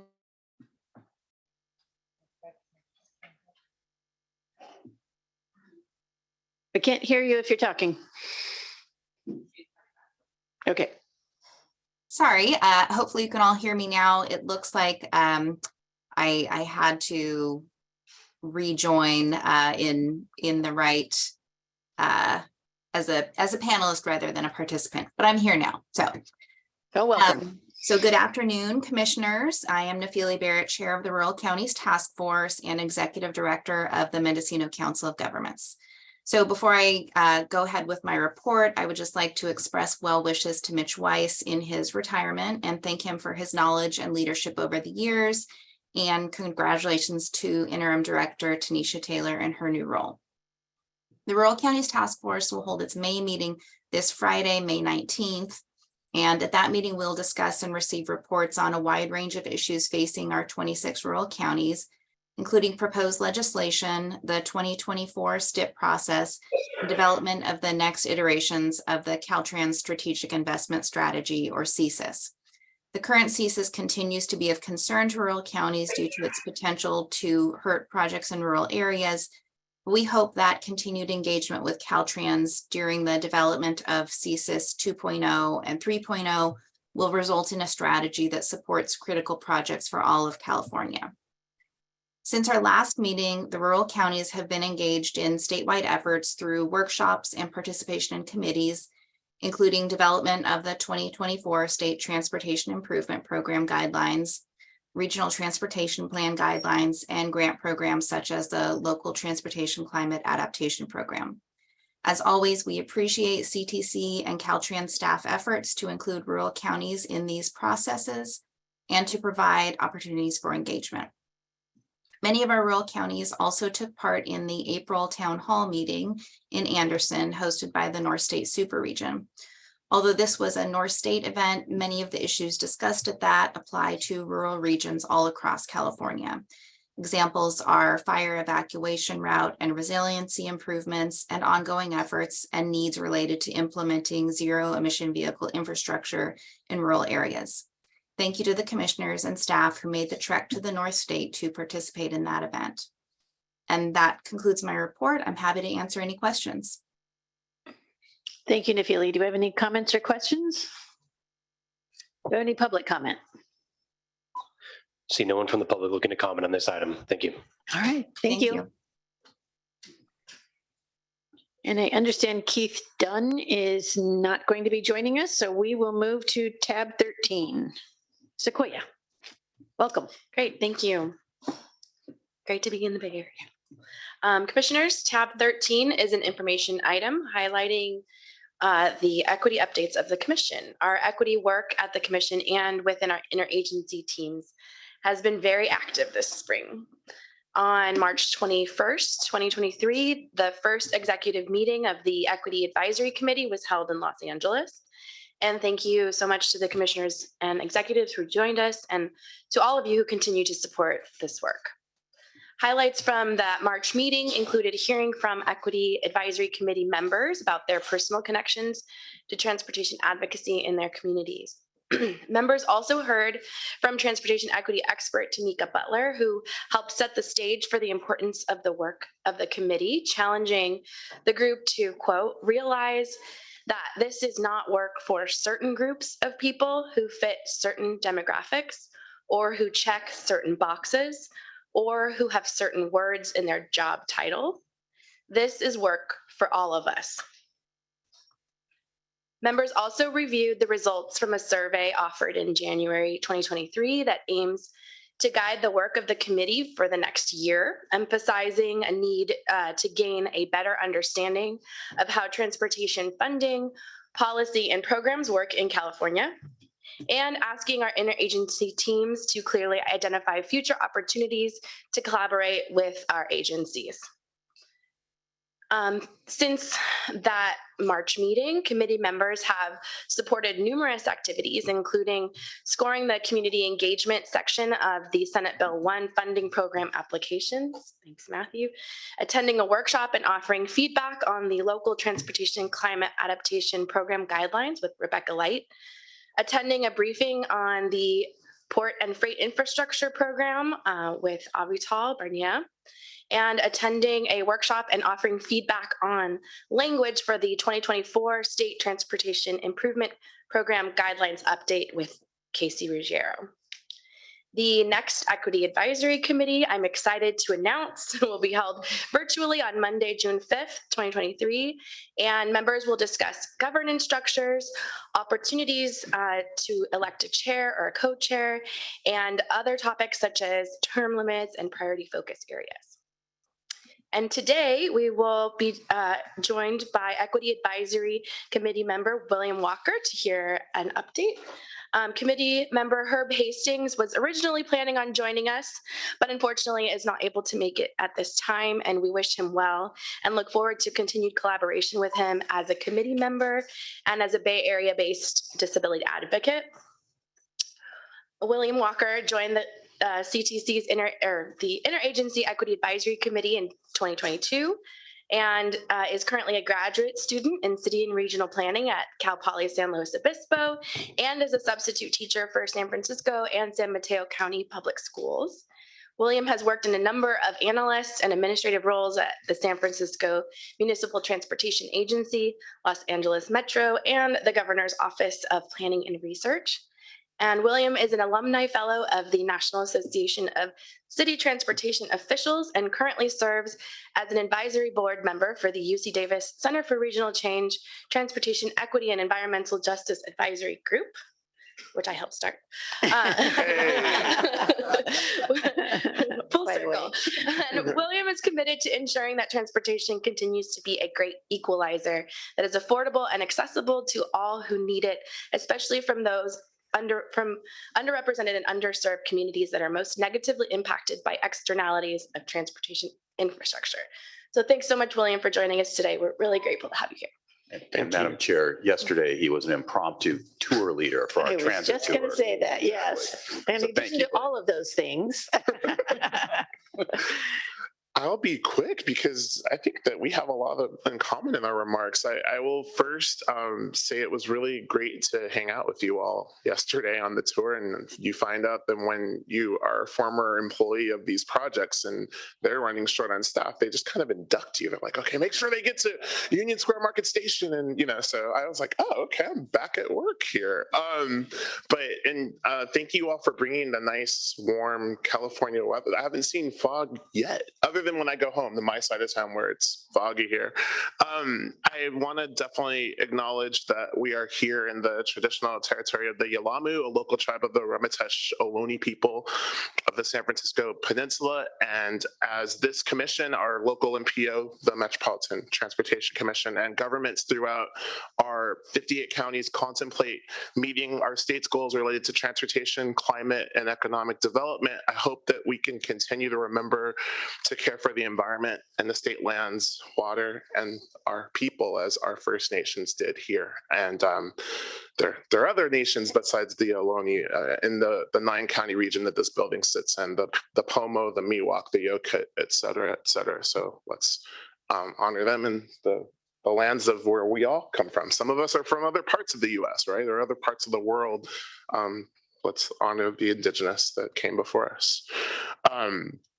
Again, I'm William Walker. I am a member of the Equity Advisory Committee. It's a 15-member committee that advises the commission, this commission here, our state transportation agency, CalSTA, and Caltrans, our DOT here in California, on how to achieve meaningful outcomes in transportation equity, environmental justice, and equitable economic opportunities, especially as related to transportation planning and programming. So a bit about me. I grew up right here in San Francisco, city and county of San Francisco. I am a grad student at Cal Poly, go Mustangs, and I have spent countless hours in buildings like this, the MTC, like in the MTC library when I was a child was on 8th and Madison in downtown Oakland. The Muni here had also a library in their offices. And what was really nice as a kid is you go into these transportation archives and you look through documents and you start to think about your theories about how to make transportation better. And what I will say is, as Commissioner Liu stated in his remarks, our goal is to make our communities as car-free as possible and to make transportation more coordinated, accessible, and plentiful. I mean, no one wants to wait 60 minutes for a bus like a lot of folks do in San Luis Obispo County, which I'm like, this is crazy, like waiting an hour for a bus. Like, how do you plan your life around that? There are now nonprofits committed to, affordable, seamless, accessible transportation, something I would have never fathomed as a kid. And commissions like this are more accessible, where you're actually out in the community in our different regions. This building was built for the Bay Area to access. I mean, this is a lot bigger than the former MTC boardroom when I was a kid. I don't even think it was small. I do remember it was in the library, and it's important that it's these institutions that help change our communities. I think about the Cypress, the Embarcadero, and the Central Freeway north of Market that all shrouded our downtowns in the Bay Area when I was a kid. And today, those behemoth infrastructure projects that crumbled in our earthquake, they weren't even sustainable. They've been replaced by pedestrian paths. They've been replaced by transit lines, multimodal facilities where you can bike, where kids are playing, like in West Oakland along Mandela Parkway. The 15 members serve and we represent the many marginalized voices and communities of California, and all three of our state agencies, the CTC, Caltrans, and CalSTA, and many other state departments and agencies recognize that improvements to the transportation system have disproportionately benefited some population groups and disenfranchised others. I still live next to a freeway today. I lived within a half mile of one as a child, and it means folks who live in proximity to those facilities have lower life expectancies. They have a difficult time breathing. And when you look at the rates of education and the trajectory of quality of life for communities that are adjacent a lot of our transportation infrastructure, their opportunities are limited. And my intention serving on the EAC is to ensure that future investments will benefit Californians, especially those still impacted by the negative externalities of our transportation system. And this is the part where I have to edit because Sequoia has said a lot of this. I don't want to be redundant, but on our project tours yesterday, it was great to see a lot of the progress of the DTX, which is the downtown extension of our Caltrain line, and hopefully the high-speed rail line that currently that rail station is at 4th and King, which is not far from here, about a half mile from here, and the CTC with its incredible resources has helped, among other funding sources, the MTC, the local and county taxes here in the Bay Area. All of that is going into the different projects here regionally, and it was beautiful to see the progress on that project, as well as the functioning central subway, and which is a project that connects more than three, but several disadvantaged and underrepresented communities, including Chinatown, Baby Hunters Point, and Visitation Valley. And at our March meeting, our members also were part of the tour for the regional connector and the different projects that are being done in downtown LA. It's been great to see this progress. It's great that the EAC gives us the opportunity to be a part of what these future projects look like, especially being able to have input on the many meetings around the STIP, our State Transportation Improvement Program, and the different meetings that I won't repeat that we've already covered. I will end by saying that the committee is ready to have all the discussions about road pricing, the fiscal cliff, an affordable and accessible transportation system that meets our state goals. I don't want us to forget that not even 3 years ago, 80% of the buses and trains that we've all been riding this week weren't running in San Francisco. And there are a number of transit agencies throughout the state that didn't have, whether the services were officially cut or not, didn't have the labor resources to put out the service, which meant people couldn't get to work. Essential workers who didn't have the privilege of working from home missed jobs and missed income. Transit dependent riders missed medical appointments and family events. And we're looking as an EAC to everyone in this room to build upon the world-class transportation system that our state has provided and continues to provide. It's second to none in my opinion. I know that everyone mentions the New York City subway, but we all know that the New York City subway was a private venture. Much of the transportation that we've built in California, our private rail lines were ripped up. And so much of what exists here is of public. We have one of the larger first public transit systems that we've all been riding this week, San Francisco Muni. So we're looking to y'all to make it better. And I want to acknowledge Sequoia from CTC staff, Carolyn Abrams from Caltrans, and Avital Barnier from CalSTA. We're definitely looking forward to working with you, Undersecretary Tolleson, moving forward. And the three agencies will also return to the EAC at our June 5th meeting to talk about future engagement. So I hope I didn't go over my time, and I thank you all. Thank you so much. I do have to warn you though, as I sit in other meetings and community meetings and committees, and we hear other folks saying, oh man, what we really need is an equity group to look at this. I volunteer you every time. So I said, you don't know what brilliant people we have on our EAC. And so I know Sequoia has gotten some of those already saying, uh-oh, Chair Eager's volunteered us again. But it's because of the wonderful work that you all do. So we want to thank you. Thank you. And we're excited to hop on and do that work. Thank you. Do we have any other comments or questions? Yes, Commissioner Falcone. Thank you, Chair. I just wanted to acknowledge William. The man has knowledge beyond his years. He was an encyclopedia for all of us, and I was very surprised at the breadth of his knowledge, not just of the public transportation history and what's gone into the successes of the work here in San Francisco, but even when we were at LA Metro, he felt like he was at home at LA Metro as well. And so you are up and down the state, and you are an asset to the EAC and to the commission, and it makes us feel, I think, a lot more validated in really trying to incorporate what we're doing with what you're doing, and in really gaining insight and knowledge from your point of view on these really meaty policy issues that we will be partnering on. So want to appreciate all the work that that you and your colleagues are doing at the EAC, and for joining us yesterday. It was a pleasure. You inserting yourself in some of these historical knowledge of these projects. So thank you again, William, for your insight and for being part of the EAC. We have any other comments or questions? Do we have any public comment? We've received no public comment for this item. Thank you. Thank you.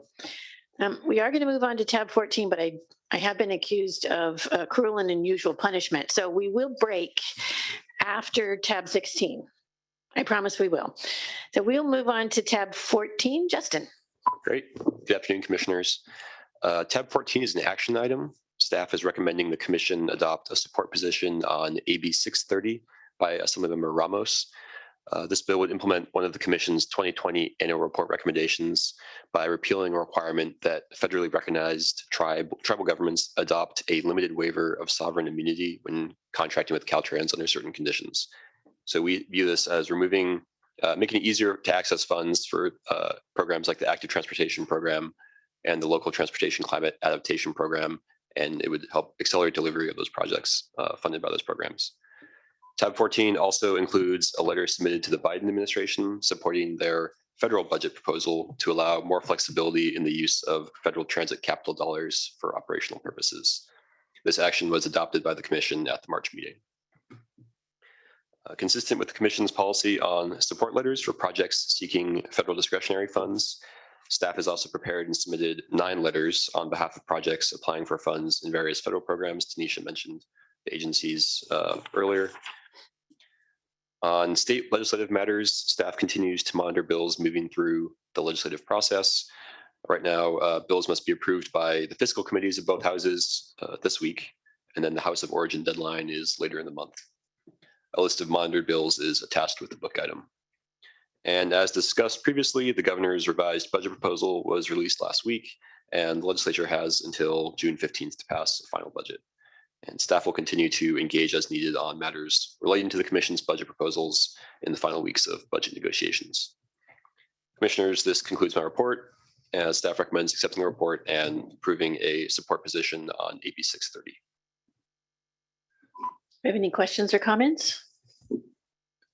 Do we have any public comment? Oh, I'm sorry. Vice Chair, did you have a question?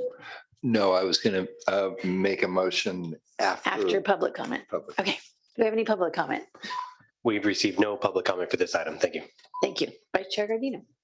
Thank you, Madam Chair. Move approval for the Commission to support Assembly Bill 630 by Assemblymember Ramos. Falcon, second. All those in favor? Aye. Aye. Opposed? Motion carries. Thank you. Tab 15. Pardon me. Tab 15 is an informational item. Keith Duncan from Caltrans Budgets will present the item on budget and allocation capacity. Thank you, Justin. Madam Chair, Commissioners, good afternoon. Happy Wednesday. Again, Keith Duncan, Caltrans Division of Budgets, and I'll be providing the presentation for Tab 15, the Budget and Allocation Capacity Report or Update. Next slide, please. I feel like I got to crouch down here. As indicated on the slide before you and in your agenda materials, through March, the Commission has allocated about $4.5 billion of the available $15.6 billion across all programs within the Commission's purview. Within today's, or at least the agenda over the next 2 days, we're looking at about $1.6 billion of that available for allocation. So that'll be a nice sizable amount. Some of the highlights through March, the SHOP is allocated about 51% or $3.2 billion, which after today's meeting or after the meeting over the next couple of days, as well as the roughly $1.5 billion that could potentially come forward for June, we're looking at potentially a year of the highest ever, or at least highest within the last 10 years allocated to the SHOP when it comes to dollar value. So that's great news, and that's thanks to a lot of the federal funding. Next slide, please. All right, one of the benefits of going later on in the agenda is most everybody has talked about the May revise. So May revise has been released. The general fund revenue shortfall is a bit higher than originally anticipated back in January. We're looking at about a $31.5 billion shortfall. So there, as Senator Newman mentioned, there's going to be a lot of difficult decisions to be made to try to address that revenue shortfall. Included in the May revise, as indicated by Undersecretary Tollefson, are continued general fund solutions, some SHA, state highway account backfills for the active transportation program, the grade separations extending some of the funding out a few years, backfilling SHA for local climate adaptation, as well as backfilling the ports and freight program, $150 million with state highway account funds. Also included in the May revise are a couple of Caltrans finance letters. It's our annual capital outlay support workload finance letter, which identifies all of our workload needs for this upcoming fiscal year. That's included, as well as resources to onboard a new fiscal system as part of the state's fiscal. So Caltrans is looking to onboard into that over the next few years.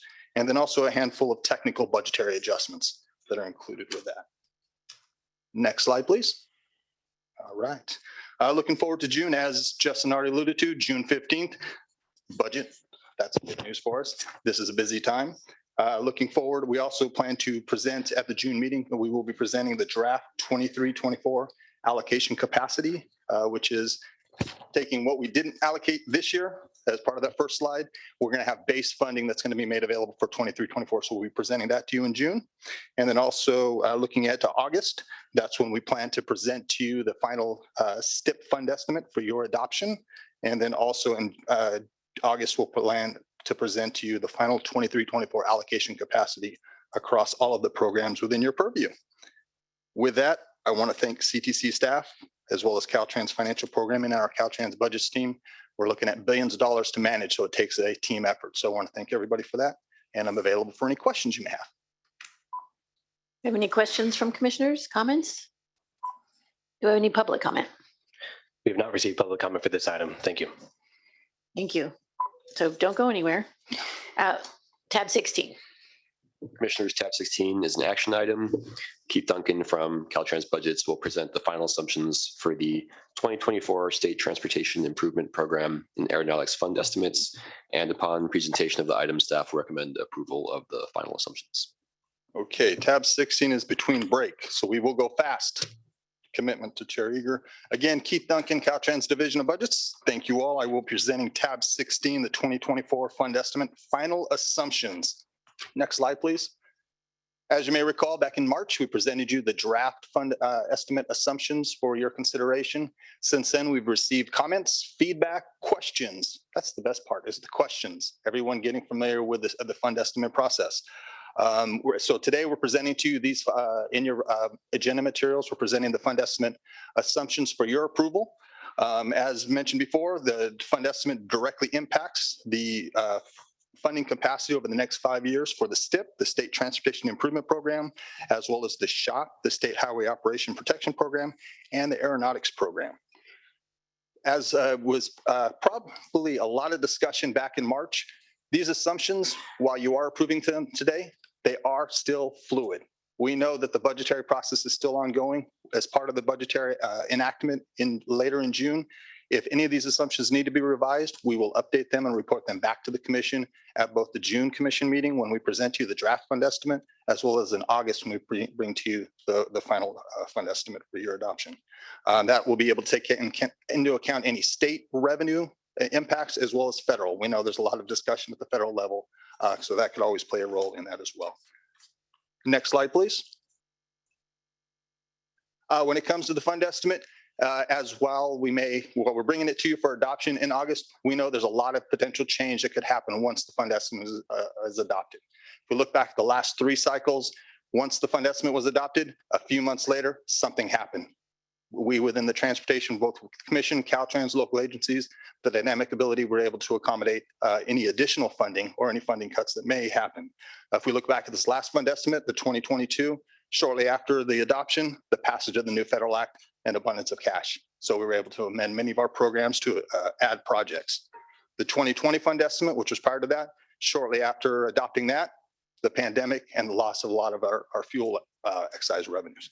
And then back in 2018, shortly after adopting that, passage of SB1 and abundance of funds. So there's a lot of change that could happen, but at least we know the fund estimate is intended to take into account all facts we know at the time of adoption. Next slide, please. A quick review on the 2 primary items when it comes to revenue. The first is fuel consumption when it comes to the state side. Caltrans is still recommending that we use the Department of Finance forecasting information when it comes to fuel consumption. We have heard, as you recall back in March, interest by local agencies to consider EIA or the Energy Information Agency information. We did our research and we presented back that we find that Department of Finance information is still the most credible and the most accurate when it comes to California specific. So we are considering, we still are recommending using Department of Finance information. One of the things that we did want to clarify, excuse me, is the last bullet there. While revenue may look to be going up when it comes over the next 5 years, consumption is going down. Gas consumption is going down about 2.4%, but because of the inflationary increase, it's up about 3.4%. So it does look like revenue is going up, but that's not only because the inflationary adjustment that's made every year. we are seeing consumption going down. So that's one of the clarifications we wanted to make sure to share. Next slide, please. Again, this is just a graph just to show each of the options. And the option, the second from the bottom there, slightly reddish color, is the Department of Finance forecast over the fund estimate period that we are recommending.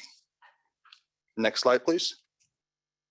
From the federal revenues, we continue to recommend using a 1.8% inflationary increase. We know that the first 2 years of the fund estimate period are covered by the IIJ or the BIL. The latter 3 years is what we're not sure what's going to happen there. So we are looking at, while we don't know if when a new act may be enacted, we do see using a 1.8%. Excuse me. I got to breathe when I'm talking. I get excited. Money is fun to talk about. Breathe. So we are recommending using the option of a 1.8% increase. Next slide, please. And this is just graphically just showing the 4 options that we weighed, and the second from the top is the one that we are recommending for adoption or approval today. Next slide, please. Aeronautics account. This is a smaller account, but it's still very important for our aeronautics industry or our aeronautics partners. When it comes to the aeronautics account, revenues are based on state taxes on aviation fuel and jet fuel. Separate from when SB1 passed, it focused on diesel and gas. It did not provide any increases to aviation fuel.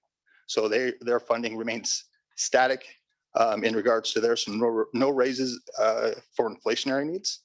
Also, when it comes to the aeronautics account, there is a $2.5 million transfer from the local airport loan account for this upcoming year to continue to provide funding for that account. And then there's a statutory requirement to provide $30,000 to the PTA, more of a pro rata transfer this part of the governor's budget. Next slide, please. Again, breathe, fund estimate. Based on your approval today, Caltrans will work with commission staff to develop the draft fund estimate, the actual numbers. Everybody keeps asking us for numbers. Once the assumptions are done, then we can jump to the numbers. We'll work with staff, share that with local agencies as well, present to you the draft fund estimate in June, work with commission staff on the STIP workshops over the summer, continue to update the numbers, and then bring it back to you in August for your adoption. Next slide, please. With that, again, fund estimate is fun, exciting, and I want to thank everybody, CTC staff, Caltrans Budget's fund estimate management team, and local agencies. A lot of their feedback is helping us, and we appreciate the conversation. And with that, I'm available for any questions you may have.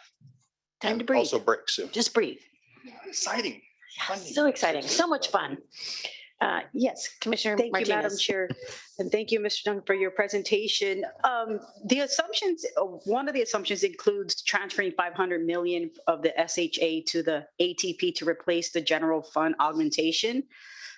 Is that a true statement? It's 300 million. 300 million. Yes, Okay, 300 so million. that's changed. Okay. Yes. So can you describe how the transfer of funds would impact the STIP fund estimate, or is it only going to impact the shop?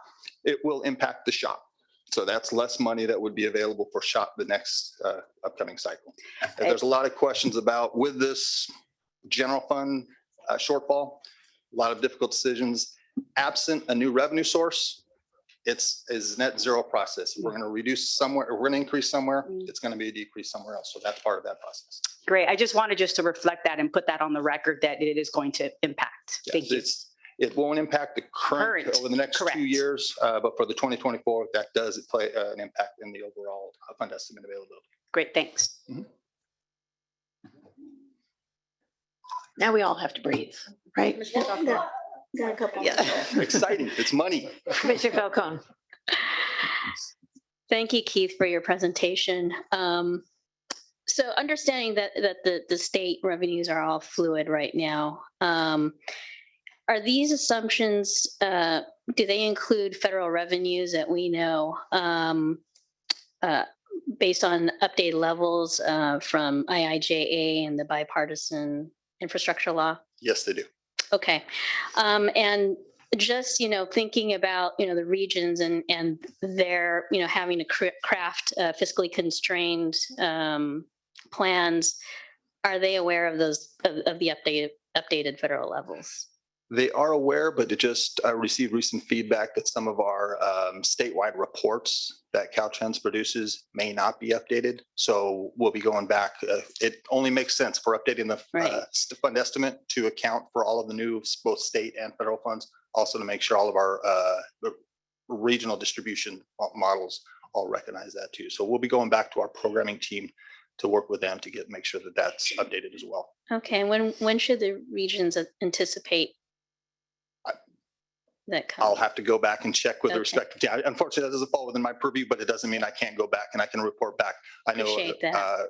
RTPA moderator Niblock, I can work with him to provide that information, and he can, as well as our rural county task force, Okay. Natalie Barrett as well. Thank you, Keith. Thank you. Do Break we have time? any other questions or comments? Do you have any public comment? We've received no public comment for this item. Thank you. And I will entertain a motion.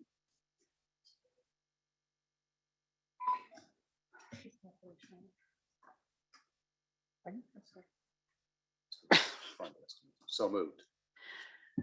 Do I have a second? Second. All those in favor? Aye. Opposed? Motion carries. Thank you, Keith. Now, we will take a break and we will come back at 3:30.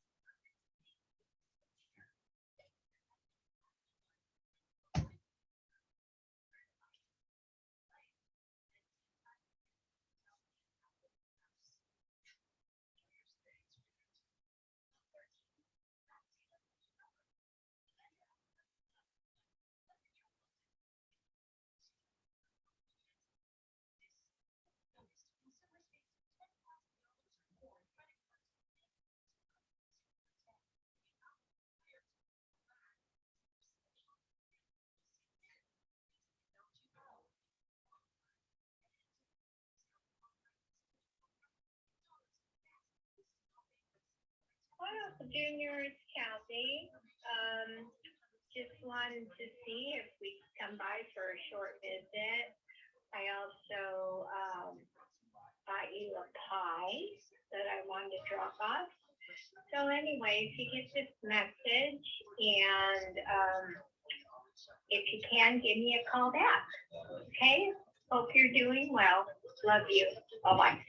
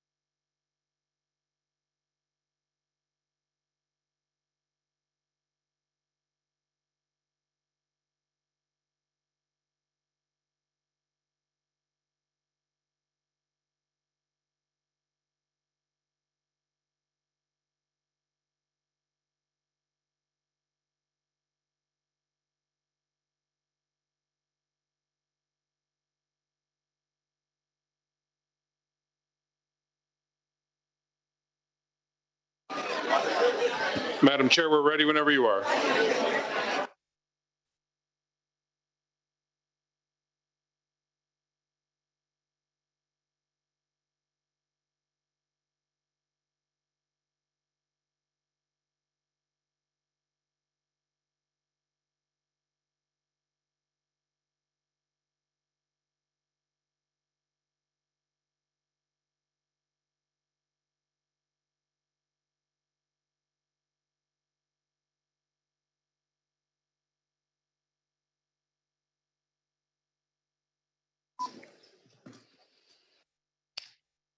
Thank you. And we are now back in session and we will take up tab 17. Zach. Good afternoon, Commissioners. Tab 17 is an information item. The Bay Area Infrastructure Financing Authority, which is a joint powers authority that serves as the infrastructure financing arm of the Metropolitan Transportation Commission, has submitted an application for approval of a toll facility on State Route 37 in Marin, Sonoma, and Solano counties. I'd like to reintroduce Andrew Vermeer, who is the Executive Director of the Bay Area Infrastructure Financing Authority, and will provide you an overview of the project. After Mr. Vermeer's presentation, tab 18 will be an action item on the application with staff recommendation. Well, good afternoon, Chair Eager and members of the commission. It's nice to be here again. Look, this is a really exciting project for us in the region, and I really do want to emphasize that tagline at the bottom, that it's one corridor, one team with a lot of solutions. We've got a strong group of partners behind me. We've also looped in my colleague and friend, Mr. Keever, the Chief Deputy of Caltrans, many times to try to help us navigate this path. And today's action really is extremely important for the project. Beyond maybe some of the environmental document work, this really is a key linchpin to allowing us to move in sort of the next stage, which is, again, coming back to you and asking for some opportunities for funding to finish out the work. Next slide. Just a reminder, I think actually the last time I spoke to the commission was multiple years ago, and it was representing the Bay Area Infrastructure Financing Authority to provide us the authority that the CTC has to operate express lanes in the region. And so a little bit about the Bay Area Infrastructure Financing Authority. It's a joint powers authority between the Metropolitan Transportation Commission and the Bay Area Toll Authority. Both of us have the same commissioners, so it's it's sort of a family affair in that way. As I mentioned, we do work and operate the express lanes in that program, so we're very comfortable in the tolling environment. Of course, Bay Area Toll Authority does the bridges. BAFA will serve as the toll authority for Highway 37 pending your approval. We will operate the tolling systems, we'll administer the toll revenue, and along with all the partners on the board there and the Highway Patrol, we will develop all the planned improvements on the corridor. Next slide. Going to start first by kind of giving a little bit of an overview of the corridor. It's a complicated piece of work, and we're talking about a section of the work, but I think it's important to really reflect on the entire corridor because that's what the team is working on in the long run. Next slide. So Highway 37 connecting Vallejo to Novato, so Solano, Napa, Sonoma, and Marin are all part of the corridor. It's an extremely important 21-mile corridor, making that connection. It's very vulnerable not only to seismic events, but it's also a very important corridor if we had challenges in the Richmond Bridge because there's very limited access east to west, as you can see in the upper map on the right. In terms of some of the fires that happened in the North Bay several years ago, it also really is an important route in the need of an emergency. We have no real detour options. The map on the upper right really shows the alternative routes with the green being Highway 37 through the corridor. And then, of course, the blue is the Richmond corridor. And then Highway 116 is the red, very rural route way to the north. The project is broken out into multiple phases, and we are trying to advance multiple phases. But this particular conversation is around the middle section that is in blue. It's called SR 121 to Mare Island. So it includes the State Route 37 121 intersection and then continues all the way to Mare Island. And I think it's also important to mention that we are incorporating about 4 different projects. There's 2 major shop projects, as well as the improvement that adds the lane through the narrow part of the facility. And we are going to build these as one construction project to provide the best benefit to the public. Next slide. The current challenges of 37 are significant. And so what we have here are sort of the 3 things that we're trying to address again throughout the whole corridor. The congestion is primarily in this narrow section of 1 lane in both directions. It's up to 100 minutes heading into the east every evening. There's quite a few events that really also challenge it. So it's not just regular congestion. It's also around a lot of weekend activities that happen. I know you're familiar with the challenges we've had with flooding. And so on the west side of the corridor and the Marin side, we've been challenged quite a bit with levee maintenance that is privately owned. And it does affect not only the highway, but also the smart lane, the smart corridor, which runs freight today. And then, of course, sea level rise, which is really the long-term problem that we're trying to address. And I do think our project really does some improvements that are subtle but interim in terms of trying to help us really avoid the challenges that sea level rise will cause to the corridor. We do know, though, next slide, that we have a long-range challenge that this project and this ask does not address. And so we'll be back in front of you over the next handful of years trying to work towards that more permanent solution that is to raise the roadway out of the marsh area and put it on some sort of an elevated viaduct. But we're trying to focus with the work that we've done to date at really trying to address the high-risk areas and then also really focus on this real equity question of how do you get the folks that live in the East Bay in relatively affordable housing to the work in the West Bay and the challenges associated with the delays that I mentioned. I also want to emphasize that nothing that we're doing in these projects makes it any harder to replace the roadway when we do find a solution on a viaduct. It's going to be a challenge today, and it's going to be a challenge with this work that we're doing, but we really do not alter that going forward. Next slide. Project description. Yeah, next slide. I did talk a little bit about the work that we're combining, but just as a point of reference, right now from about the Sears Point Raceway, the Sonoma Raceway, to Mare Island, you have 1 lane in each direction, and that really is the pinch point, both in the westbound direction in the morning, where there's about an hour delay, and in the eastbound direction in the evenings, that is up to 100 minutes. So our game plan is to do some minimal widening to provide really an extra lane in both directions. The idea is the outside lane would be a priced general purpose lane. The interior lane would be a no toll HOV lane for HOV 2+. One of the challenges in this corridor is that we don't have any transit, and that's because there's no benefit. There's no time benefit to transit. So that HOV lane really does provide that opportunity to really bypass the congestion as well as make significant improvements on the general purpose lanes. We think we'll cut the delays in half for the general purpose lanes and even more for the HOV lanes. The game plan here is, as I mentioned, to overlay transit into the corridor, to also do quite a bit of public access improvements. The Bay Trail has got many, many miles of connection on some of these levees that are in this area, and we believe that we can invest in making some connections that really do provide public access into the marsh. We are going to put a lot of energy and resource into intelligent transportation solutions that help the Highway Patrol and Caltrans keep the lanes clear. We think that also really helps us in terms of minimizing the footprint that we have to put out there in this interim project.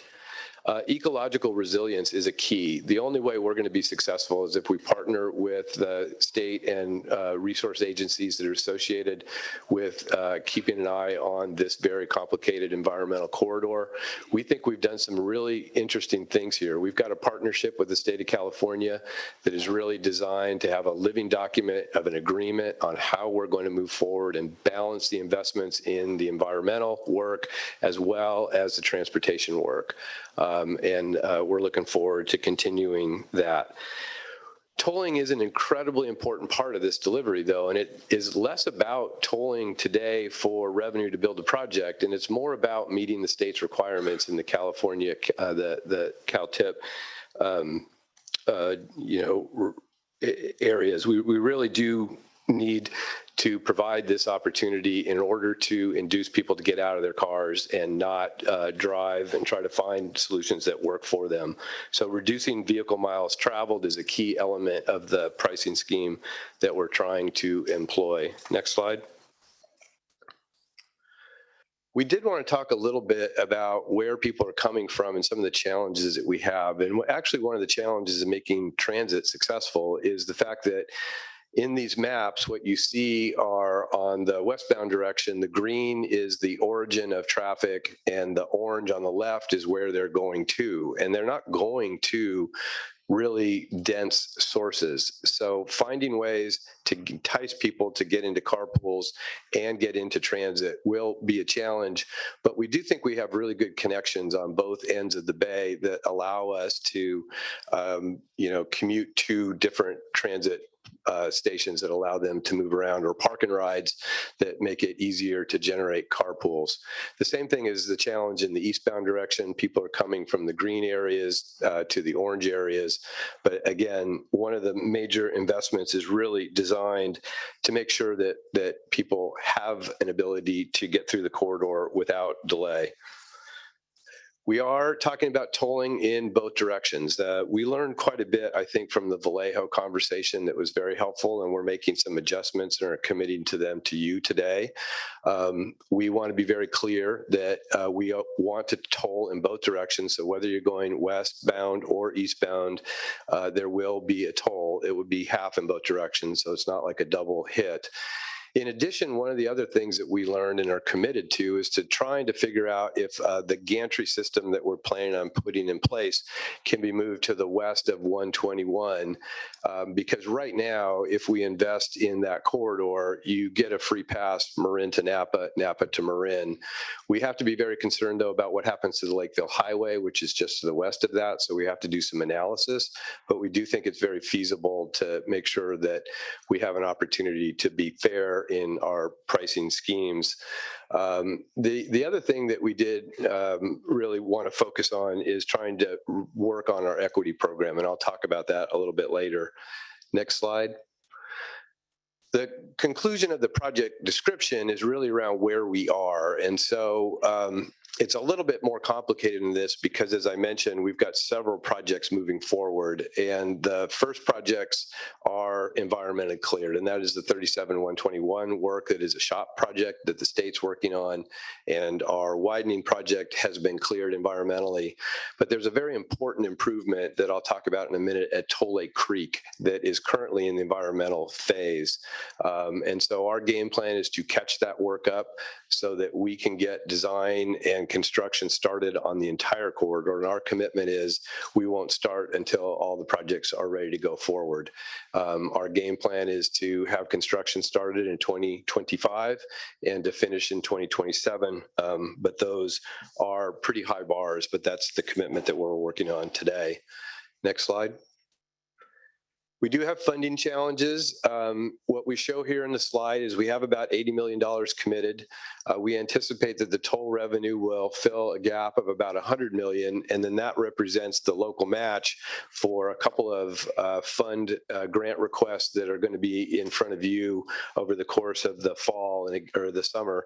And again, that's why it's very important for us to get to this step so that we can show a much better package to you for you to analyze when we do come forward with that. I also want to mention that one of the other things that we've had a hard time sort of communicating is a good portion, about 50% of the $430 million price tag is required in the corridor no matter what we do to keep the corridor open while everybody works on trying to find that final improvement. So a good portion of this investment really is about providing an opportunity to keep that roadway open to deal with the concerns that I mentioned earlier. Next slide. So I'll close with really what are some of the project benefits. Next slide. We did mention right from the start, and we continue to, we think it's a significant investment in equity to get the workers to where the houses are while we're trying to deal in a much broader way with the housing imbalance that the Bay Area has. But that also won't be solved anytime soon. So this is congestion relief, and it's congestion relief for a group of citizens that really need that relief in order to get to their jobs and to be able to get home and not spend their time in that traffic. I did mention the bus transit option. We have got studies that the folks from Napa and Solano have done for us that has shown we have a viable way to get microtransit into the corridor. As I mentioned, we're talking about 2+ HOVs, so we don't think that's an extremely high bar. And we are also working on toll discounts for low-income households, which is another area that we did listen and hear from the Vallejo residents, that they're concerned that the current discount program that we're talking about isn't enough. And so another commitment that the group is making to you today is to try to figure out if there is another way to take a look at toll discounts and maybe try to address the middle class workforce that is in there that may not qualify for low income. I can't give you specifics because I think there's a challenge in how to do so. It needs to be operationally efficient, and it needs to solve the problem. So we're going to work with the community to really try to identify what might we do that improves opportunities for additional equity investments beyond what we now are representing as a low-income toll discount that is really designed to be easy to get into. It represents work we've already done in the region for the Clipper Transit Card and also an equity program we just started on the 880 corridor in our express lanes there. But again, I am representing that we will be continuing to work on that area. And I think one of the benefits of our public meetings is really to understand what is a concern to the public and then try to make changes that deal with that. I also mentioned the public access, that I think is an important element to what we're talking about in the future. Next slide. Just sort of reiterating the congestion problem, we've got about 100 minutes of delay. We think we cut that in half for the travelers. 60 minutes in the westbound, we think we cut that in half for the travelers in the morning. We do think that that really is a standard that provides a considerable amount of real value and a real economic value. We also think that, as I mentioned, the pricing gives us an opportunity to reduce vehicle miles traveled and really is shown in our analysis to be effective in order to do that. Next slide. Transit service, we do think that investing in some mobility hubs, again, to try to congregate people at both ends, because as I mentioned, the travel patterns are very diverse at both ends. So we are focusing on work in Sonoma and Marin and also in Solano to try to find benefits that will really encourage people to get into carpools and have easy ways to do so. Next slide. The toll equity program, again, just to making sure it's understood, we have some programs already underway in the Bay Area, and we think they've been relatively successful, but they deal with the low income. They are available now locally. Once you get into one program, you're in the entire program. We make it very easy to get into programs. So if they're already in a state program, they're eligible for ours without any additional private information. We work very hard at engaging with the public, and so we work with community-based organizations in the North Bay. We spend an awful lot of time really making sure that we're communicating in the language of the people that are driving driving in the corridor. And we're absolutely committed to that, not only as a region, but in particular in this program. Next slide. I really also can't underestimate the investment that we're making in keeping an opportunity to develop the ecological resistance in this corridor. There are multiple resource agencies and private investors trying to make sure that this particular Baylands area is protected today and in the long run. And we really want to have a relationship with those investments and provide really the opportunity for them to open up and do a whole significant amount of additional work that's in their plan, but requires our project to be built in order to do that. These are two very specific examples that we've agreed to do and as part of our partnership agreement with the state of California. And the solutions are coming to us from the experts, not from the highway engineers. So on the left, we have what's called the Strip Marsh East. And that's actually a project that's designed to make sure that that strip marsh stays healthy. It's currently being, it's deteriorating at a very fast rate because of sea level rise and because of some of the tidal action. So we're going to invest in improvements that allow that strip marsh to repair itself and also to be the protective barrier that you need so that 37 does stay active for as long as we need it to. The Tole Creek work on the right is also incredibly significant. And again, we're following the experts from the San Francisco Estuary Institute.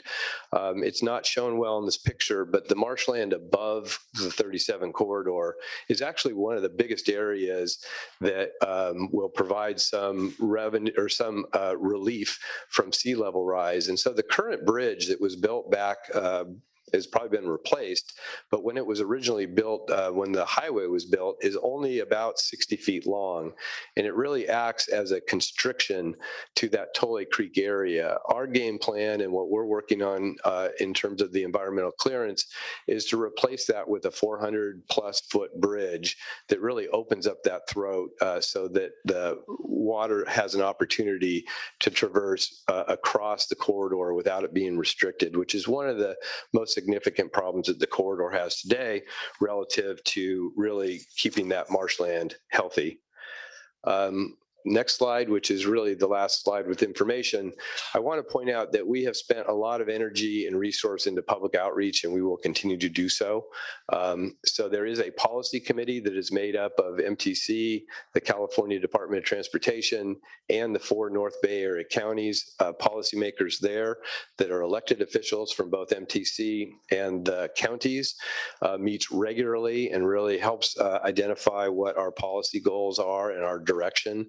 They've been meeting since 2015 in public meeting settings. We've done quite a bit of open houses through 2017 and 18, online surveys. A lot of information was presented, and we've been talking about tolling for a long time. But as the environmental document for the widening got completed, we really stepped up that communication. And so what you see at the bottom there is our final EIR-EA was approved in February of 23. And we really look forward to answering your questions and keeping this project moving because we do think it's an important investment for the region. So thank you. Thank you. That was a lot of great information. If someone could maybe explain a little bit more to me about the equity program and the specific requirements to qualify for that program. Yeah, our current programs are based at the 200% of the federal guidelines for low income. And so it's relatively low. I think it's like $60,000 as an annual family household revenue. And what we offer in those programs is a 50% discount. Now, that's our starting point. We might do things differently, as I mentioned, from what we learned in Vallejo. We do think that there's opportunities, though, to look at maybe tiered programs that might be more beneficial to the middle-class workforce that doesn't meet those guidelines. We've also sort of taken a look around the nation at different ways to help, and we want to continue to communicate with particularly the Vallejo and Solano area to see what kinds of investments might be beneficial. Is it a transit pass? Is it discounts on driving? We still have this desire to encourage folks not to be driving as single occupancy vehicles, but maybe there's other improvements. And what we are committed to do is working very closely with the community to address what you all heard at the public hearing in Vallejo the other day and try to build on this minimum program that we have in place already in San Francisco. Thank you. Do we have other questions from commissioners? Yes, Commissioner Bradshaw. Andrew, thank you for the presentation. Also, I appreciate you having responses and follow up to some of the very serious issues that came up in the community meeting in Vallejo.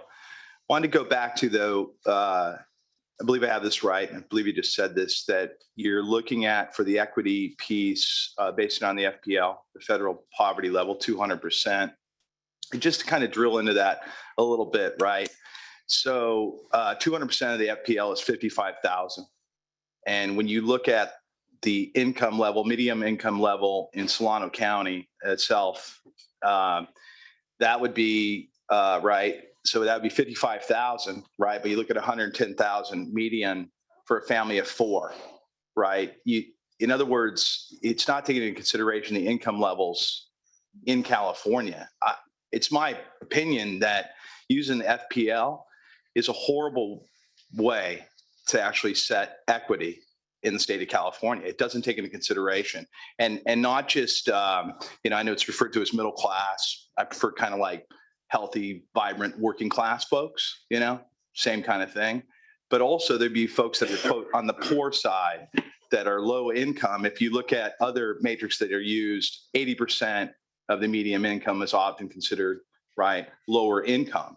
And so I'd really like to illuminate that the model using the federal numbers I don't believe should be used and is conducive to finding real equity. It will put a tremendous burden on working class folks, low income folks, and particularly if you look at the income levels of families in Solano County. So I know you've talked about making efforts to look at different ways to measure that, but I think it's really important because frankly, it will bring a lot of harm to people that we're trying to help. I believe you are trying to help with this project, but it's an outdated mode for the state of California, particularly in the Bay Area. It just doesn't take the economics of our region into consideration. It has been a challenge, Commissioner. I would certainly agree with you. One thing to really represent, though, is the Clipper Start program, which is on transit, is really one of the first in the nation where we're actually doing something to provide a benefit to low-income residents that are so, dependent on transit. One of the other things that we've learned in sort of the customer service environment is simple solutions are the best way to get programs to be successful. So the idea of tying them all together, so one size fits all, you jump into one program, you qualify for all of them, is really an attempt to try to address the simplicity. As I mentioned, and as we are committed to do, and the group is absolutely committed to it, we want to continue to see what other programs are out there. San Mateo has done some things in their express lane that are a little bit different than what the BAFA program has been. We want to see if those are helpful. Again, reaching out to the Vallejo community in Solano to really find out what are the needs and see what we can do about that to try to address them is what we're committed to. Right here in San Francisco, San Francisco is trying to price properly the island development at Treasure Island. They've looked at a much different model where they've tiered different income levels and then provide different level discounts for it. We are going to look at that as well to see if maybe that's a way to try to address it and provide sort of a suite of solutions in that space. Again, the challenge I think we face as transportation agencies is trying to find that balance where pricing is really a method being used to provide incentives not to drive to meet a lot of these state and federal greenhouse gas reduction goals, but also deal with the question that you brought up and that the citizens have brought up. So the best I can do right now is tell you we'd be happy to continue to communicate with you on the advancement we're making. And I think we will come up with some solutions that will be beneficial for the group that you're talking about, in particular, the people that are workforce that are coming from that part of the Bay and working in the West Bay. And don't forget, the improvement in time is got value. And I think it does have significant value to those families as well in terms of getting home earlier and also getting to work earlier. So maybe there's a combination in there that really works and addresses this very difficult question that you asked. And I won't dominate it beyond this, but I think there's a lot to be learned from affordable housing production in our state. And again, if you look at the threshold of 80% of area median incomes, that's roughly 87,000 in the area we're talking about. And then below, you get the subsidy. And it really takes into consideration, you look again at housing development, how that's been approached. I think it's not perfect for sure. And you need to look at ultra low income and things like that in housing as well.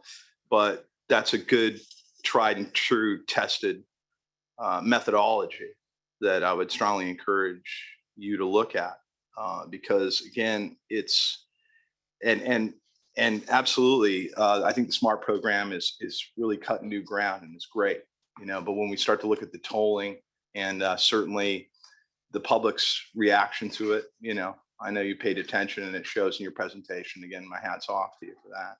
But it is a serious issue, and not to try to complicate it, but to make sure if we're really looking at equity and pulling people up and fairness and looking at tolls both directions, that's great progress as well.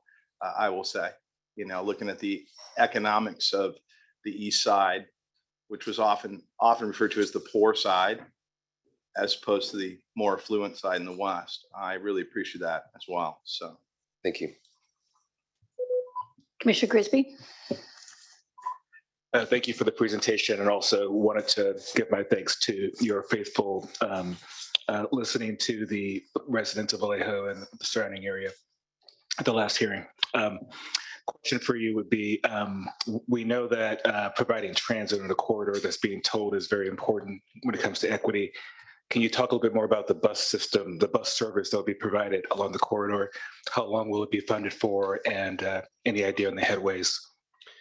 Yeah, look, long-term funding for transit, this is not an easy solution, as you know, and this corridor isn't any easier to try to solve. But we do think in the original funding work that we're talking about, we can stand up a good microtransit program, smaller buses that do connect very well to both sides with the funding that we've estimated for the first few years. But we have a longer-term problem to deal with. The other challenge that you have is toll revenue is very difficult to use for operations. And so this is a problem that we're going to have to continue to work on. But our game plan is to provide from the start good service on a regular basis. And we think we have it covered for the first few years. And then we're going to have to put it back into the discussion. So again, the fact that we won't be operating until 2027, we're hopeful that the landscape changes a little bit by then. And again, that's another area that we'll come back and develop much more clearly once we get a better understanding of where we are on the program.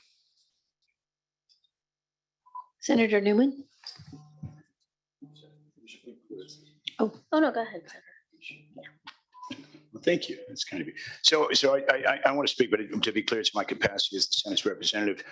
And as Mr. Tremaine and I were talking earlier, there are some concerns in the legislature, I guess twofold. One around equity.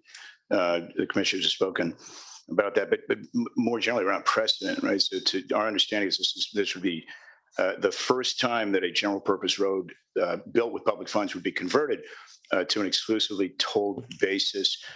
Last year, there was a bill, SB 1050 by Senator Dodd, which would have granted tolling authority for SR 37, but granting authority for tolling on some portion of the road is different than converting a road exclusively to a toll basis.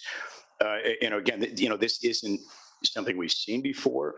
Above, it's in granting, all of the merits of the project, the need for the project. It does represent a precedent which is probably in need of further consideration, because certainly you're solving a problem that is quite common in the rest of the state, and it's very likely we'd see similar efforts in other parts. And so my role here obviously is as a non-voting member is to represent the concerns of the Senate, but also to bring issues back. And I think it's important to get this on the record. The commission will make its decision. But to be clear, one of the reasons Senator Dodd's bill died last year in Assembly appropriations was for precisely this reason. One, the precedent. Two, the broader concerns around equity. And around equity, I mean, there are lots of different ways to devise means for people to use the roads, but we have a broader problem in California for undocumented citizens, for new arrivals who may be very uncomfortable in applying for electronic credits or other means because they may feel exposed. So we may not solve that problem simply because the means exist. But to the broader precedent, it probably is important if we're going to do this here that we have a kind of a larger framework for this discussion. And as Ms. Smith pointed out to me, this is probably one of those instances where policymakers in Sacramento are probably behind, folks like yourself on the ground. And so, my imperative at this point, I guess, is to bring that back to the Senate and make sure that we have discussions so that we are in sync with you and not either chasing you or getting in the way of solving, a really important problem. So thank you, Madam Chair. If I could comment through the chair Yes, a little please. bit, because I think those are real problems. And I don't know if Mr. Keever might have anything to add to this, but in terms of trying to get people back into transit in the Bay Area more broadly than just this corridor, we are already working on projects that will take general purpose lanes out of service for single occupancy vehicles and provide transit priority access to buses and high occupancy vehicles in the major bridge corridors. So one thing to mention is we're going to learn a lot from that experience right from the start. And those are also tolled facilities because they're all of the bridges. The second thing I would say is, again, recognizing the timeline that we're talking about and the things that we continue to learn in this space. If you had talked to us a couple of years ago, we wouldn't have any equity programs that we had any experience with. In addition to that, we will be learning a lot more about sort of what is the fate of transit over the next couple of years. And I think that's going to be a critical overlay as well. And then lastly, the Bay Area Toll Authority in particular has been working very hard. In fact, there's new legislation that's underway or that's been executed that we're complying with to deal with payment plans and things like that. Now, I'm not referring to that as part of the solution, but the point is trying to figure out how to get to the community that has a hard time joining these programs is another place we're going to learn a lot because of the importance of collecting that bridge toll revenue and what it really means to Bay Area transportation investments.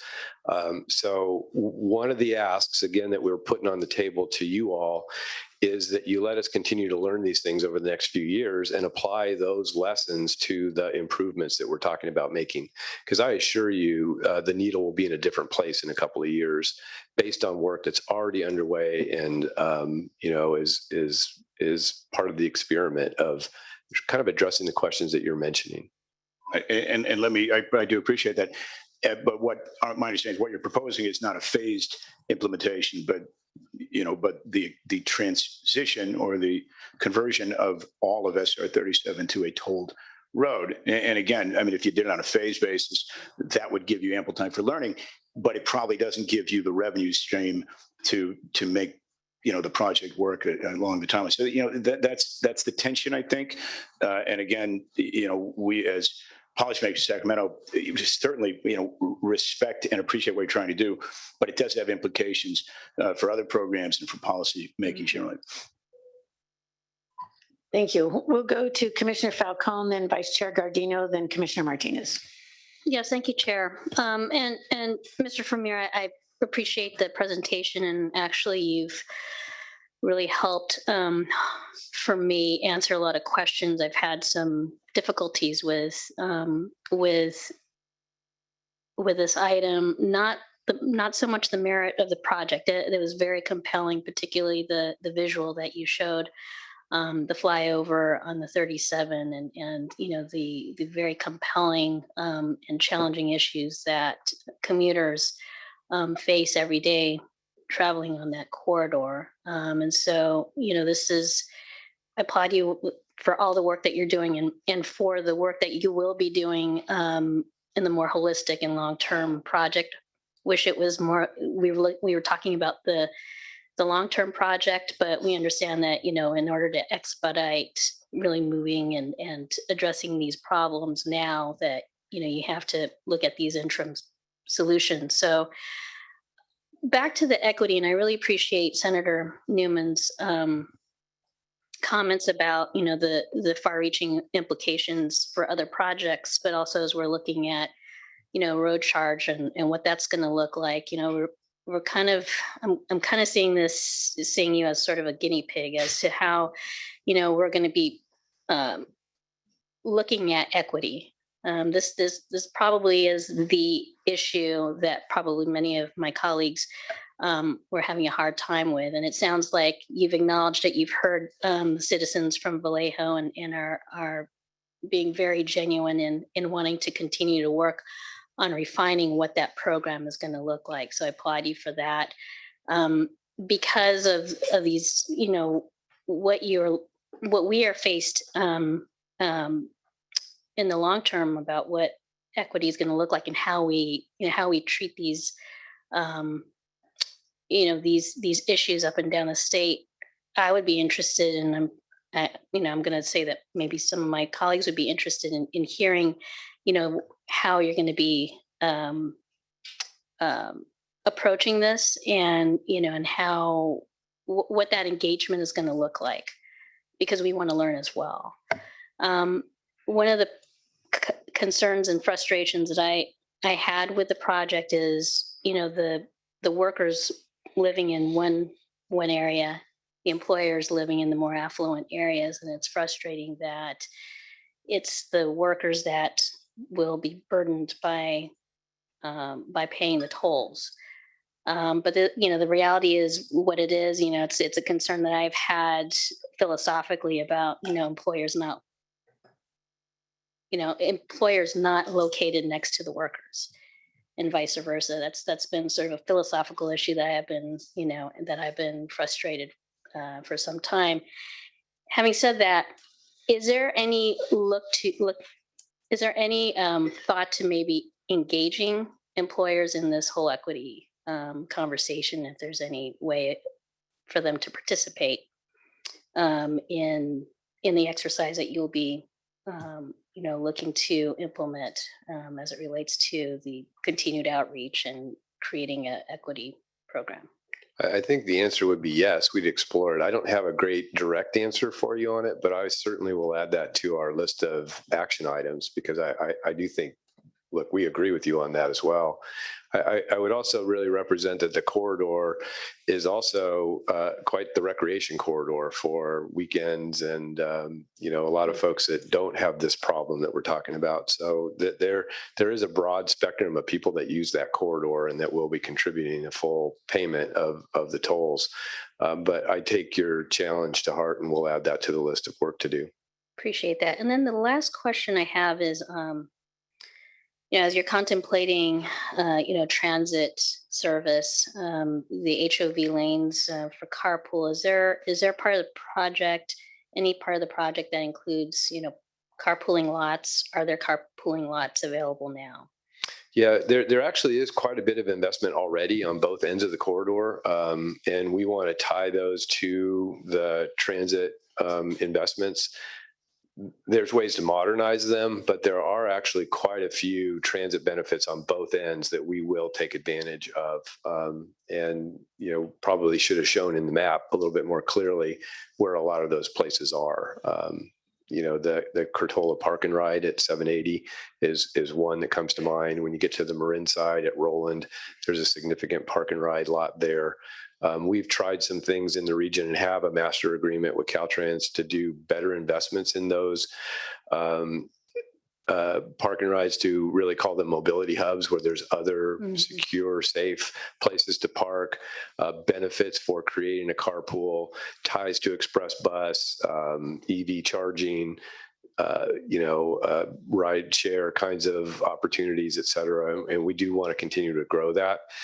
carpooling has taken a hit in transit as well, and we're as a region trying to figure out how to reinvent and reinvigorate carpool generation, because I think one of the things that we're seeing more broadly in the region is that people are still reluctant to share a vehicle ride today. But that really is a very important tool. And so we're going to continue to work on that, not just in this corridor, but this corridor will take advantage of the lessons that we learned and the investment we're making there.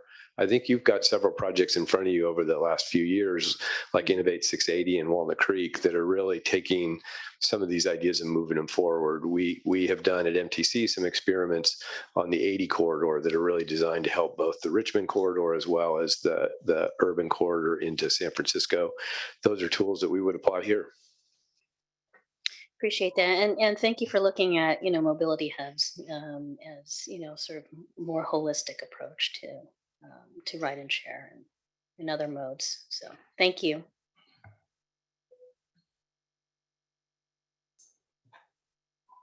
I recognize, Madam Chair, that we have a long line of colleagues as well as people in the community who'd like to comment and ask questions as well. So we can take these offline. My colleagues have done such a good job of raising some of the equity issues and asking questions around that I won't go down that path. I would like to perhaps offline just go into much more depth on the climate adaptation and climate resiliency aspects of this. So if we can put a pin on the board on that. We would be happy to. That actually is one of the more exciting areas. It's also one of the most complicated, but yes, we would love to continue to have that. We think it's a really interesting part of the project that probably hasn't gotten the airtime it needs. Great. Thank you. Thank you. Mr. Martinez. Thank you, Madam Chair. And I concur with Vice Chair. I'm not going to go into the issues in regards to equity and some of the other concerns that were brought up in regards to precedents. But I do concur with everyone that spoke up here. The issue that I want to speak about is process. And in particular, what our role is as commissioners based on the statutory criteria for commissioners' approval. And that's two things. One is to hold a public hearing, and then the criteria of 6 of specific things that you all have to do for our approval. And for me, the very beginning where you include people, and that's the public hearing. And I'm not sure what process we took or what guidelines of public hearings. I come from the local sector as a council member for 12 years, and I would take public hearings seriously. And specifically when I had the opportunity to chair those meetings, and giving 1 minute for community input is not equitable. It's not being inclusive. It's not really taking into account what the public really wants to say about this project. 1 minute is not sufficient. And so I want to know what criteria or guidelines we followed, in particular in regards to the public hearing. I definitely understand in regards to the statutory criteria for our commission's approval, and our staff's done a wonderful job in highlighting this in our memo, but I have great concern in how we embarked, and we've done this, I'm sure, plenty of times. Public hearings, why on an issue like this did we not take a pause and reflect? One, that there were going to be concerns, and two, how would we be able to manage? And I do want to thank Commissioner Grisby for doing a tremendous job. I was applauding you from home as I was watching and saying, thank goodness myself, and I'm not present, but Commissioner Bradshaw as well was there. But to have to go through that beating, because that's what you went through. And rightfully so, that the public had concern. And I think none of us disagree with that. And so I would like to know moving forward, because it says it's one of our criteria is to have a public hearing. So what guidelines, rules are we following, and what opportunities do we have to make changes for the future? So I will take that one. First, I want to acknowledge that's not what we want to happen is 1 minute, right? But in talking about this and recognizing the training that we had from the Bagley Keene attorney yesterday, we found ourselves in a challenging position where we had 120, 150 people that we needed to make sure their voices were heard. And so we had to make an in-the-moment decision to make sure that everyone had an opportunity to speak to the commission, and we were respecting everyone that came, which is hard. Moving forward, some of the lessons we've learned, and the team talked and the team felt terrible, right? Because that's not what we want to do. But the things we've talked about is ensuring that we have a facility that is open for a long period of time. That was one of our limitations, is we had to be out of the facility by a certain amount of time. That's one of the things that we've looked at. We've looked about at how do we continue to ensure that we have time, as well as at what time in the process do we have the hearing so that we have more opportunities if we need those opportunities. And so we're already thinking about ways to improve. I will say for our team, although it is often that we have public hearings, this was only our third tolling hearing. So there's a lot to learn and a lot of room to grow. And we've already acknowledged that that's happening. So we're going to continue to improve. We're going to continue to get better, but that's not the process that we want to undertake every single time we go to this process. Thank you, Director Taylor, and definitely understand the position that you were in. And that's what I wanted to know, is that we had a limitation in the space that we were in. And so I think it's imperative that as we move forward, as you stated, that we try to accommodate the public and not have, if we need to be here for 8, 10, 12 hours to hear to the public, that is our job, our responsibility, our obligation. And we all need to take that seriously. And I'm not saying that we don't take it seriously, but in my time, when it's sometimes I feel, and not just here, just across bureaucracies and government throughout this state, that we kind of check boxes. Right. But we keep on saying we want equity. We want to include the public. We have to really mean that. And we have to practice that by ensuring that when we do have public hearings, that we give every ample opportunity to the public to be heard. And I know up here, we all believe in that, and we all agree, and our staff does as well. And so this is a great lesson learned I think, for all of us and for the public. Our apologies, but also recognize, as our director said, we had a time limitation, and more importantly, this is your third time doing this. And so I get that. So as we move forward, and I'll conclude, because of the issues that were discussed by my colleagues up here in regards to equity, I hope, and whatever decision is made here, that we understand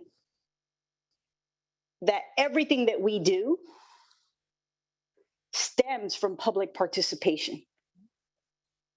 And so I just want us to really take that to heart, because ultimately we're trying to produce this infrastructure for the public, to provide them the amenities and the transportation and alleviate so that they can get from point A to point B. But at the same time, they should have significant input in these processes so that we can make our best judgment calls and to move things forward as a body. With that, thank you. Thank you, Commissioner Martinez. And for those of us who do this work in our daytime, right, we understand the importance of that it is true community engagement, not just community outreach, not just public hearings. It's true engagement, which means sometimes whether you're staying in a room for 12 hours or you spread it out over 3 days, so you have a morning, afternoon, and evening meeting, so people all have chance to be able to really express their true feelings. I know we feel like that's important for all of the work that we do. Chair, yes, Commissioner Liu.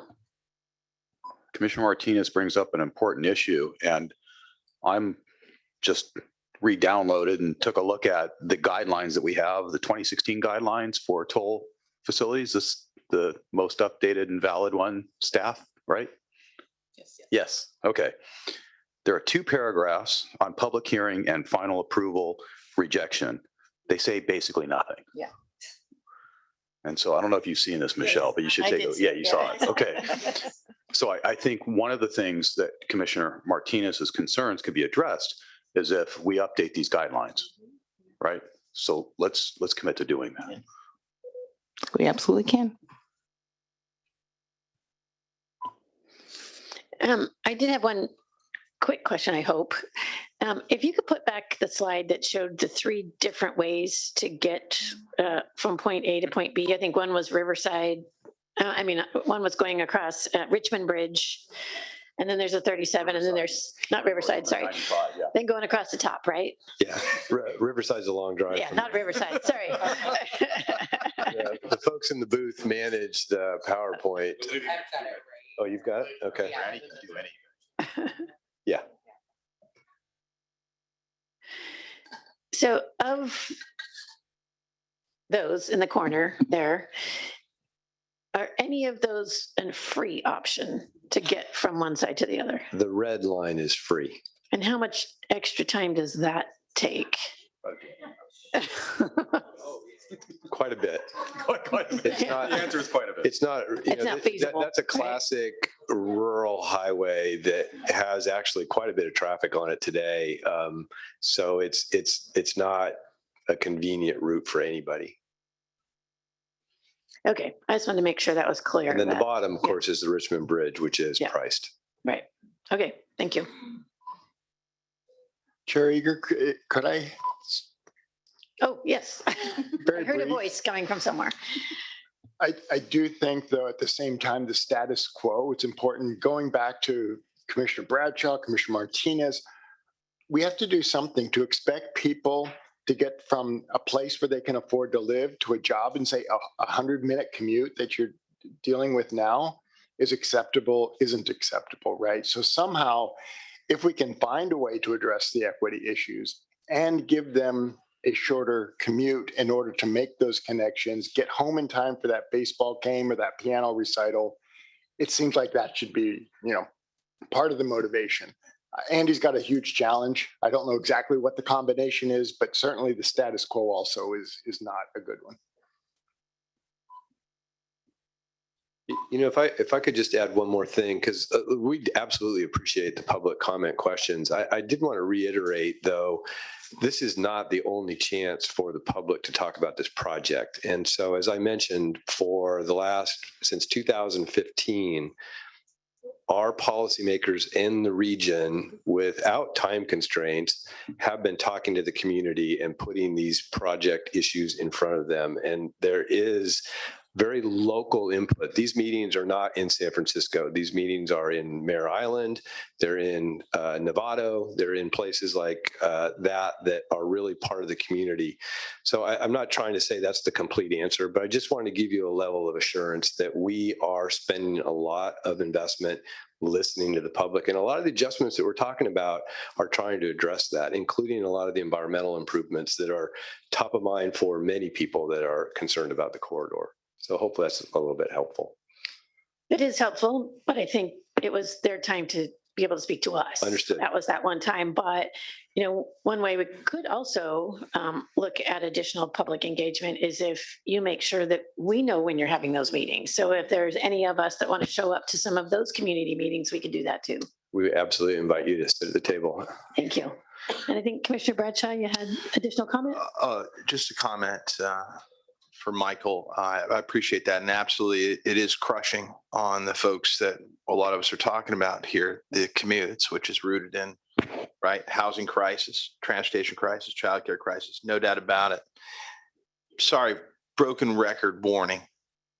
There is established methodologies in our state to deal with this issue, percentage wise. Average medium income for the affected area. It's used thousands of times in development, different counties, different areas. The federal poverty level is not an equitable measure to deal with however you want to classify it, right?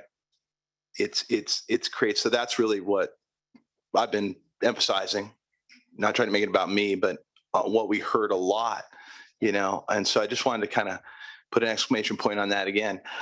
Absolutely something needs to be done. Absolutely. I believe strongly that what's happening with our quote super commuters, which I think is kind of a disrespectful term, actually, it's things that folks don't control to get to the work. It's also folks that, this may be a little too omnipotent of me, but that don't tend to really complain about it. They know they got to go earn for themselves and their family. But it is the consideration. So part of what I'm trying to push out there is that let's use the tools we got in our state that are tried and true. In April, there was a bunch of ideas that were put out. I forget the individual's name. That's my bad. That talked about different methodologies to address working class folks. I can't remember his name, but there was a number of potential solutions or trials, we could do, pilots, for example, to address this. So it'd be worth, I think, looking into that as well. I don't have the information in front of me from that meeting, unfortunately, but it came to my mind. Thank you. Any other commissioners? Just real quick. I mean, I appreciate the comments and understand full well the whole equity issue, being involved in toll discussions and raising sales tax to pay for these facilities. They're very, very difficult conversations to have with voters and with commuters. But what are really the alternatives? I use SR 37 quite a bit.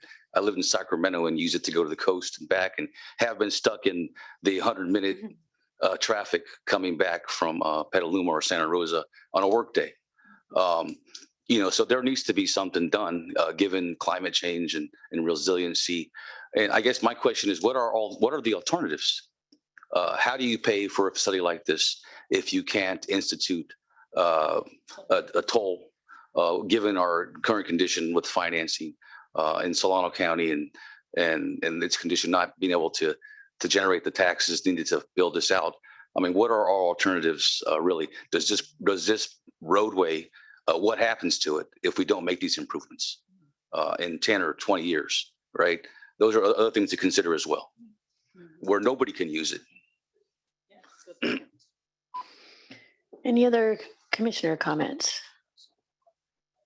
I have a granddaughter that's getting ready to go to Sonoma State, so I need that done quickly. Yeah. Yes, Commissioner Lugo. Chair Eager, thanks. I just feel like I need to weigh in. I've been avoiding making comments today because I'm getting over a cough and I can't tell how much talking it's going to take to put me into a coughing fit. But just wanted to appreciate the wealth of information being provided in the presentation, and also the really great comments from fellow commissioners. I think that, our ideas around transportation equity, there's so many contradictions when it comes to the way that in this country we have a really strong core belief in freedom of mobility. And we know that for so many people in our communities that have been historically disadvantaged, historically marginalized, overburdened, they have not had freedom of mobility. And so where I sit in, being an advocate for transportation equity and sustainable transportation is, how do we balance this deeply American belief in freedom of mobility with the reality that some of us have had too much mobility for too long, and some of us have had to bear the burdens of that too much mobility for too long. So now, do we say that the people who haven't had enough access to mobility just don't get to have it because we're not doing that anymore? Meanwhile, we know that the people who my friend, the sociologist Mimi Scheller, calls kinetic elites continue to enjoy, as much freedom of mobility as they want. So I just wanted to kind of chime in and say this is a really difficult issue, and I can see the efforts that are being put in to balance both the need to ensure that families have access to opportunity, the just embarrassing and inherent contradictions of this situation where people can't afford to live where maybe they would like to live and have to seek employment wherever they can get it. We know that that's not a good system that we're mired in. And the fact that, yeah, there aren't a lot of popular solutions for balancing these different tensions. I just wanted to chime in. I'm paying attention, just being quiet. We appreciate your thoughtful comments. Any other commissioners? Okay, we're going to go to public comment then. Thank you. The first is MTC Commissioner Jim Sparing.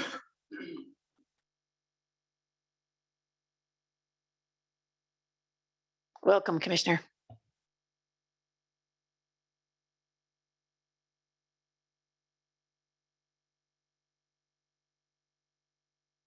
Right there. Okay, same. Just real briefly, 1 minute. On behalf of my fellow commissioners, I wanted to thank you, Madam Chair, and this commission for all the work that you've done over the years. MTC has had a strong relationship with this commission, and you have helped us deliver projects that have had a tremendous benefit to the residents of this Bay Area, and you've helped us with projects that have really helped move goods and freight through this corridor. So I just, on behalf of our fellow commissioners, just real quick, I've been elected official in Solano County over 35 years, and I've been working on 37 for 35 years. And, I go back to when 37 was known as Blood Alley, and this is where the cars horrendous accidents. And we had to go to the state legislature to get legislation to put that barrier in. And, we talk about the Senate, Senator Dodd did not bring that bill forward because he didn't think it was needed. It was needed. And for me, the Senate has failed us. I hope you don't. And, when you look at, and I want to talk personally, we have held, we have a working group, the 4 counties, hold public meetings, a lot of testimony. This tolling has been discussed for over 7 years. So this isn't something new, like the public hasn't had an opportunity to speak.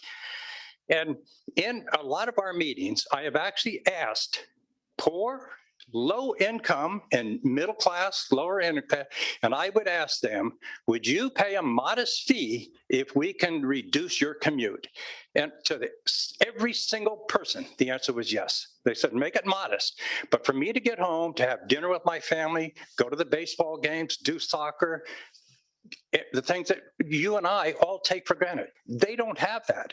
This is a quality of life issue for the very people we're talking about, who we're trying to help. And Solano County is the affordable housing project or county in the Bay Area, and you all know that.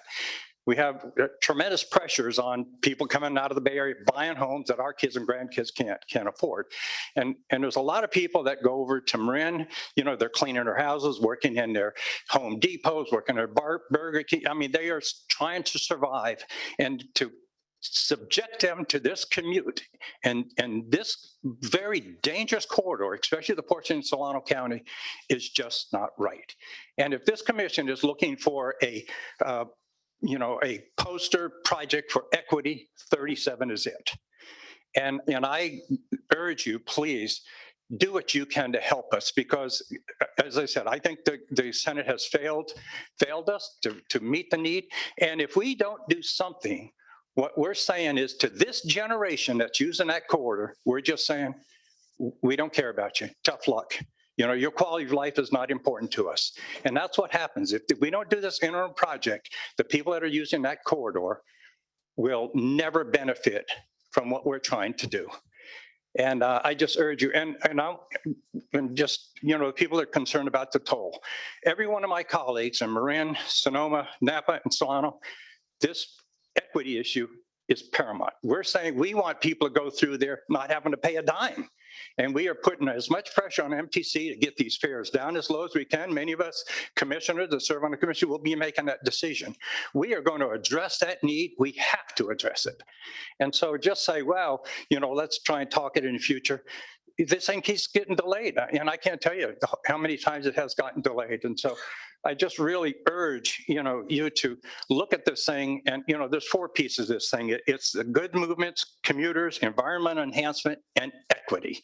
And those really are the elements of this project. And so, Madam Chair, I hope you and the commission can support this. And I just want to thank staff for their recommendation. You just got a great person and your executive director, I've worked with her before, and she's just a great representative for you. I just want to let you know that. And I liked her. Thank you. I liked her recommendation today. So, but those are my comments, Madam Chair. I don't want to talk about the merits of the project. You all know We that. know those. But let's don't lose sight of the very people we're trying to help. And I think this is your responsibility. And we've already been failed once. Please help us try and find a solution. Thank you, Madam Chair. Thank you. Next, we have from Solano Transportation Authority, Steve Young. Madam Chair, he had the lead. Oh, okay. And William Walker. Hi, and I'm not speaking as an EAC member, and I know that that's not really real. I am an EAC member, but I grew up in the Bay Area, and my mom, before like 10 or maybe 15 years before I had a car, I did have a test for a license, and it's like an excuse to go on 37 to get to the outlets because there was no Amazon.com. And so I've taken transit in this corridor, which is on that red route, Lakeville, not Riverside, Lakeville Highway, that takes so if you're a transit rider in this corridor, that is your route. It's that longer route. It's an Amtrak throughway bus. And I'm not here to speak on whether you should vote because that's probably a conflict in my role. But what I am here to illuminate is that there is a project to run transit in that corridor, but it's a proposal to connect the SMART train, and SMART's here, from Novato to Suisun City. The Capital Corridor also is looking at whether they want to renew their bridge across the Benicia Martinez bridge corridor, or if they're going to build into Vallejo.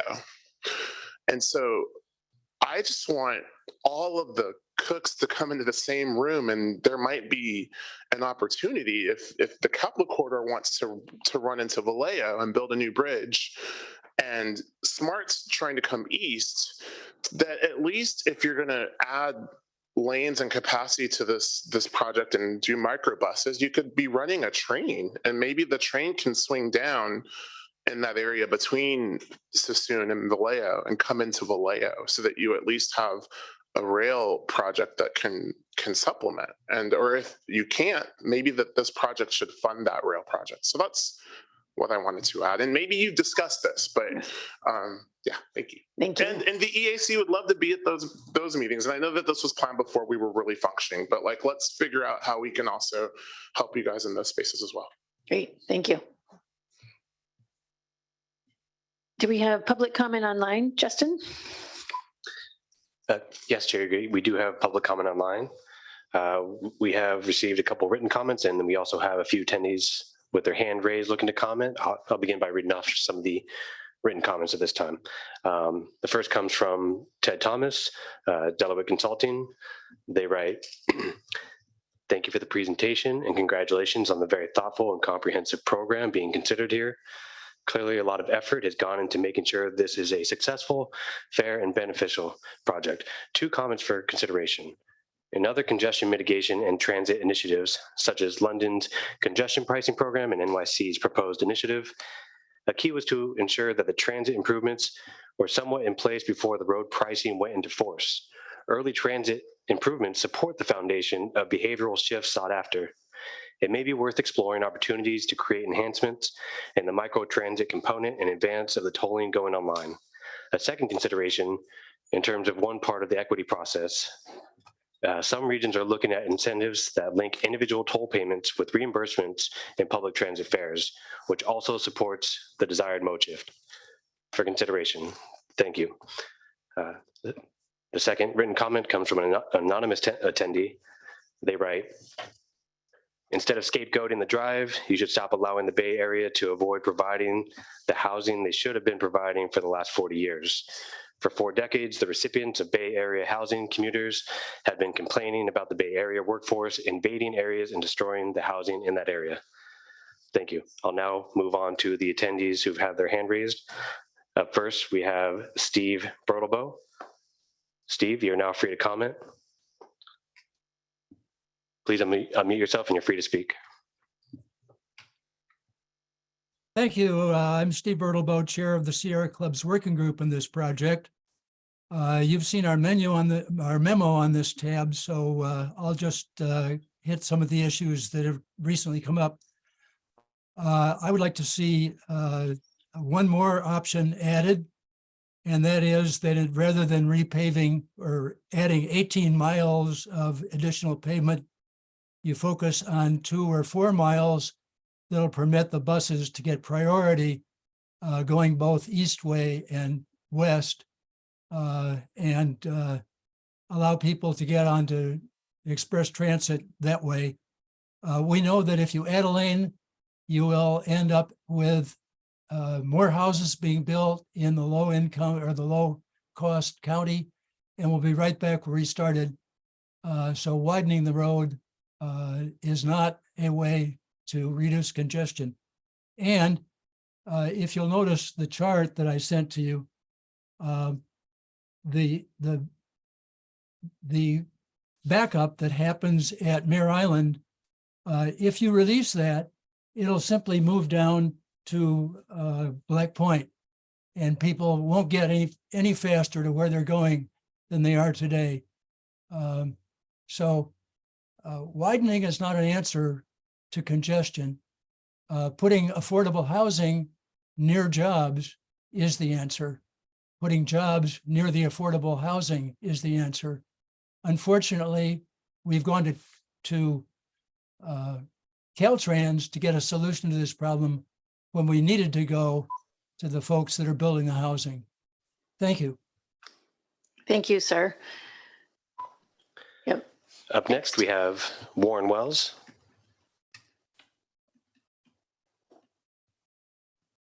Hi, Commissioners. This is Warren Wells from the Marin County Bicycle Coalition. Thanks for the presentation. Just first off, I just want to say we're not in any way opposed to tolling, and in fact, we strongly support the use of tolls on congestion corridors. Our concern is how much state funding would be given to this project for a roadway that is likely going to be underwater in less than a generation, when those scarce state resources might be better spent on improving mobility than in yet another highway widening. Mr. Vermeer mentions that widening from 121 to Mare Island segment would be necessary to run transit service, and I was curious whether there are firm commitments from the transit operators to run service on that corridor. If there is such a commitment, what is the planned frequency, and how long would that service be planned to run?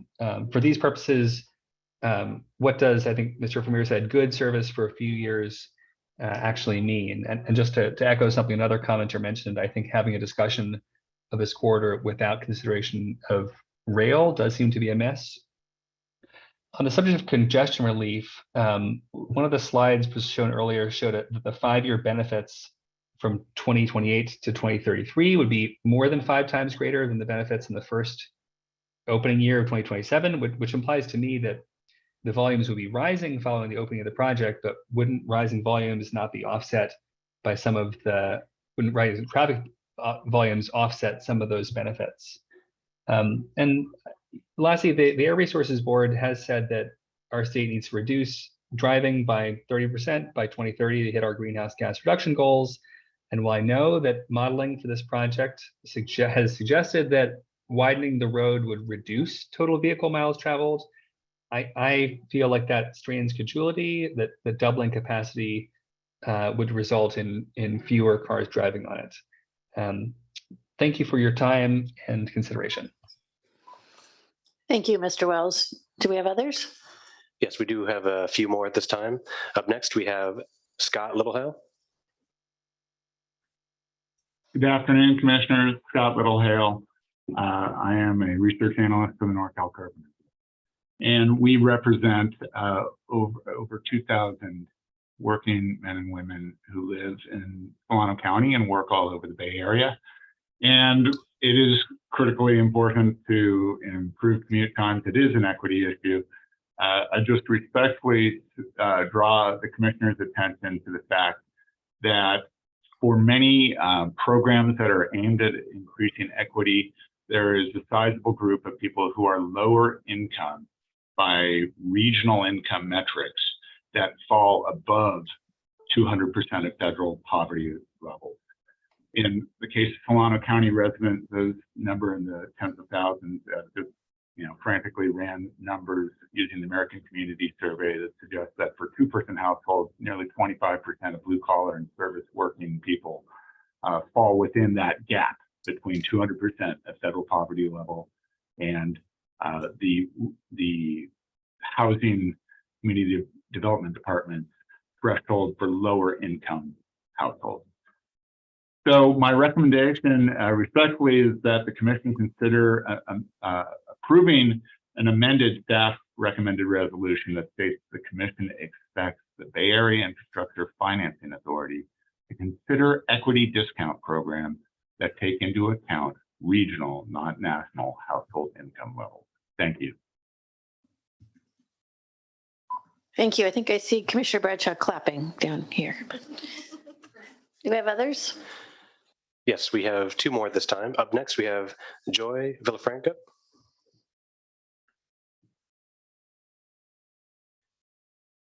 Joy, you are free to unmute yourself and make your comment.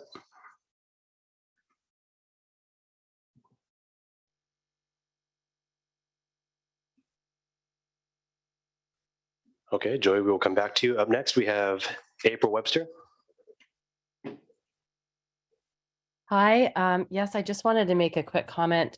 Well, first of all, echo other commenters' thoughts on widening highways and that not being a great solution. But I really wanted just to echo a comment that Commissioner Martinez said about not just addressing equity as a checkbox and really thinking about that more critically. I've been a member of the team of evaluators for MTC's active transportation program for cycles 5 and 6. And I've been on the ground an advocate for active transportation for a number of years. And the people who come out, often what you see it as that they're usually older, retired, they have a bit more time on their hands, and you're just not hitting up all the people you want to see to get a wide and representative sample of feedback from the communities, and that's unfortunate. And I've also seen that in looking at projects that apply for funding.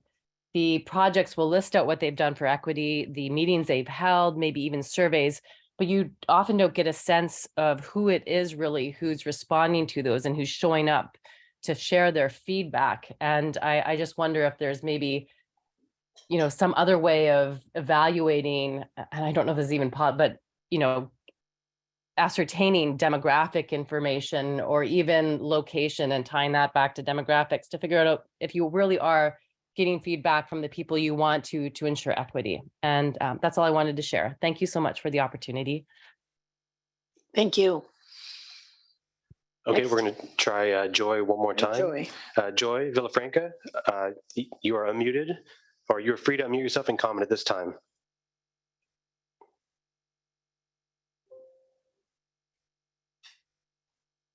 Okay, with no response, we can move on, and we have no other attendees looking to comment on this item. Okay, thank you so much. Then we will move on to tab 18. Zach. Commissioners, tab 18 is an action item to approve the Bay Area Infrastructure Financing Authority application for toll facility on State Route 37. The approval is being sought pursuant to Assembly Bill 194 that was passed in 2015, which authorizes the commission to approve toll facilities in California. The legislation requires the commission to find that the toll facility meets 6 minimum criteria, including that the project will improve corridor performance and has a complete funding plan. In addition, the commission adopted toll facility guidelines in 2016 that request applicants to provide additional information such as on-system compatibility, environmental impacts, and public outreach. Commission staff have reviewed the Bay Area Infrastructure Financing Authority application and finds that it meets the statutorily required criteria and provided adequate supplemental information. The staff report documents this for each statutory criterion, which I will summarize briefly for you. 1, a demonstration that the proposed toll facility will improve the corridor's performance by, for example, increasing passenger throughput or reducing delays for freight shipments and travelers, especially those traveling by carpool, vanpool, and transit. This is clearly documented in the application as travel times will be significantly improved and new carpool and transit service will be implemented that would not be possible without the addition of the toll lane. 2, a requirement that the proposed toll facility is contained in the constrained portion of a conforming regional transportation plan. This project is listed in the Metropolitan Transportation Commission's Plan Bay Area 2050. 3, for projects involving the state highway system, evidence of cooperation between the applicable regional transportation agency and Caltrans. Caltrans has provided a support letter for the project and is working with the Metropolitan Transportation Commission to establish a new cooperative agreement for the plans, specifications, and estimate phase and the right-of-way phase.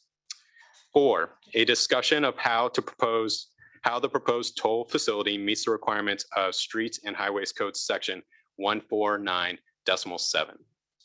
Per the code, the applicant must adhere to requirements on matters such as law enforcement for the toll facility, the use and collection of toll revenues, and bond financing. The Bay Area Infrastructure Financing Authority has committed to abide by these statutory provisions. 5, a complete project initiation document for the proposed toll facility. The application includes a copy of the project study report and project development support document that serves as the project initiation document for the project. 6, a complete funding plan for development and operation of the toll facility. Commission guidelines interpret this statutory requirement to mean that all funding sources are identified and that the applicant has a plan to secure these funds, which the Metropolitan Transportation Commission lays out in the application. The application also identifies contingency options in case some competitive grants the Metropolitan Transportation Commission is applying to does not materialize. The staff report also links to the video recording of the public comment hearing held on April 24th, 2023 in Vallejo and copies of comments received through email. We heard opposition to the tolling at this hearing. However, the Metropolitan Commission plans to include an equity discount program and transit service. We did hear some support as well, including a comment from Regional Employers Association. Also included in the book item and your materials are copies of written comments we have received. Further, the Bay Area Infrastructure Financing Authority application includes a community outreach summary report, which details all the open houses, focus groups, and surveys conducted to solicit public input. Commissioners, I want to draw your attention to the provision in the resolution, which states that by approving this application for the tolling authority, the commission is not committing to the approval of future application for funding for this project. Commission staff recommends you approve the application in the attached resolution. Thank you. Thank you, Zach. So if maybe you could make it just a little more clear on this vote says they can toll, but it doesn't approve all the specifics in there of how much they can charge or what the equity program looks like or all those things. This is just yes, you can move forward with tolling. Correct. And it doesn't include any money. Is that right? Any other do's and don'ts that we should know about that it includes and doesn't include?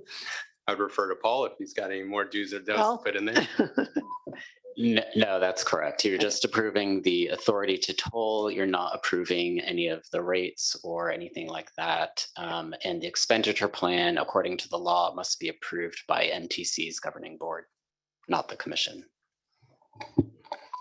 Any other questions or comments? Yes, Commissioner Bradshaw. Madam Chair, I want to thank staff for a thorough job. And I support the recommendation with one caveat. And I'd like to offer up what I think is a friendly amendment, because I do believe it's a crucial program for our infrastructure and mobility and everything else we talk about here. But what I would add, we'll see what my fellow commissioners think, is that I would support the recommendation and I would move it with the amendment that when you talk about MTC is going to do the equity discount program, that they take into consideration regional income levels as opposed to national federal income levels. In a sense, it just binds them to consider to look into that as they develop that program. So they can at least report back on that, not asking for a crystal ball where that goes, but that would be my friendly amendment to the motion. Madam Chair, if that does have a second, since we are in MTC's room and we have MTC here, any feedback on that suggestion might be helpful as well. And I could probably get Scott to help. Yeah, I appreciate that, and I think we can live with that. Absolutely. So therefore, it truly does meet the threshold of friendly amendment is what we just heard. I was hoping. Darnell, I know you've been working on this. Are you? My only concern and difficulty here is there's not more clarity around the bus service. No information on headways, no information on how long the funding's in place for. And given that we know that that's one of the best practices of tolling is to provide an alternative, I'm a little challenged by that, but I'm going to vote yes. Oh, it's a second to the motion, yes. Senator Newman. Not germane to this, but I feel the need to point out to Commissioner Sperino, just to be really clear, the Senate did not fail you on this. SB 1050 actually did pass out of the Senate. It actually died in the Assembly. So not important in the big picture, but important to me right now. So thank you very much. Now we know why Laura didn't show up today. Thank you, Senator Newman. I was waiting for that. I kept saying, is he going to say he's going to jump in? Thank you. Any other comments? Yes, Commissioner Madam Wu. Chair, I think it's kind of like a point of order thing, just to make sure it's staff that it's okay to add in this little requirement to our adoption resolution. Staff okay with that? It is okay. Yay. Oh, yes, that's a great idea. A friendly amendment to your friendly amendment. That we direct staff to update our tolling guidelines. Yeah. I accept the amendment to my friendly amendment. May as well do it all in one, right? Yeah, absolutely. So that would probably need a second to the amended, I would think. I'll second that. Yeah. Any other comments? Do we have public comment? We have received no public comment on this item. Thank you. It's okay with us. Yes, he was. Yes. So can someone read us back then the way that it would read now? Maybe. That's you, Paul.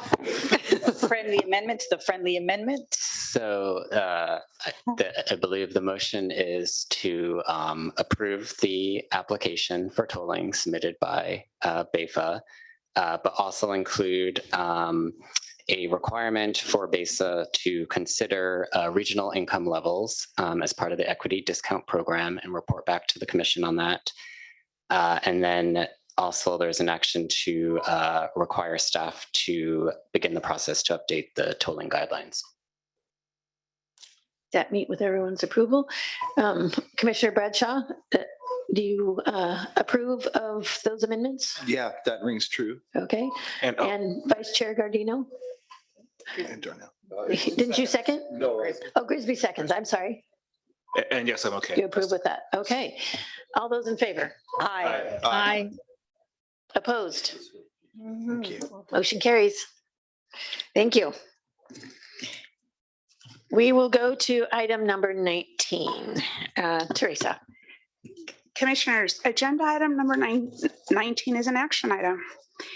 This is a request for delegation authority to the commission's executive director to approve the allocation of funds in response to a declared emergency impacting a publicly owned rail facility.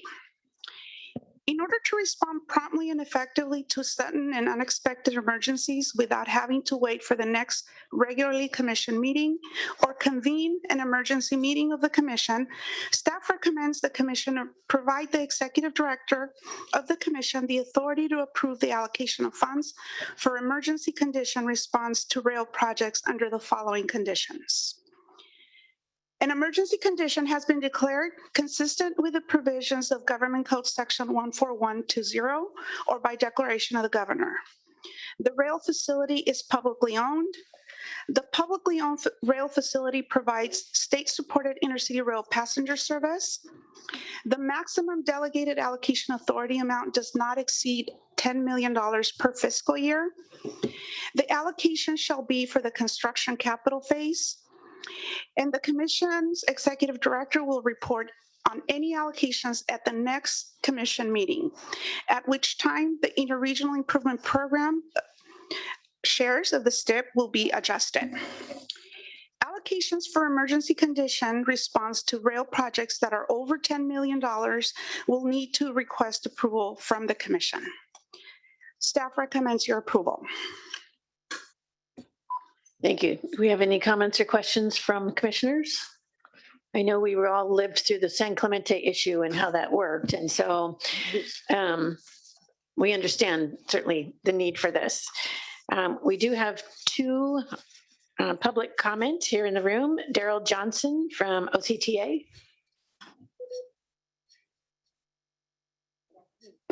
Good afternoon, and thank you for the time to be here. I'll make it quick. I know you've had a long day. My name is Daryl Johnson, the Chief Executive Officer of the Orange County Transportation Authority. And wanted to be here today. I really want to support this item. I think it's excellent. The way it's set up and structured is critical, and it's important, and it's done in a manner that works, I think, well for all of us that are involved in the intercity rail program here in California. As you recall, it was just mentioned by the chairwoman that last September, rail service along the Los Angeles corridor in southern Orange County was suspended due to continued ground movement under the rail line that was caused by heavy wind, rain, and storm surges.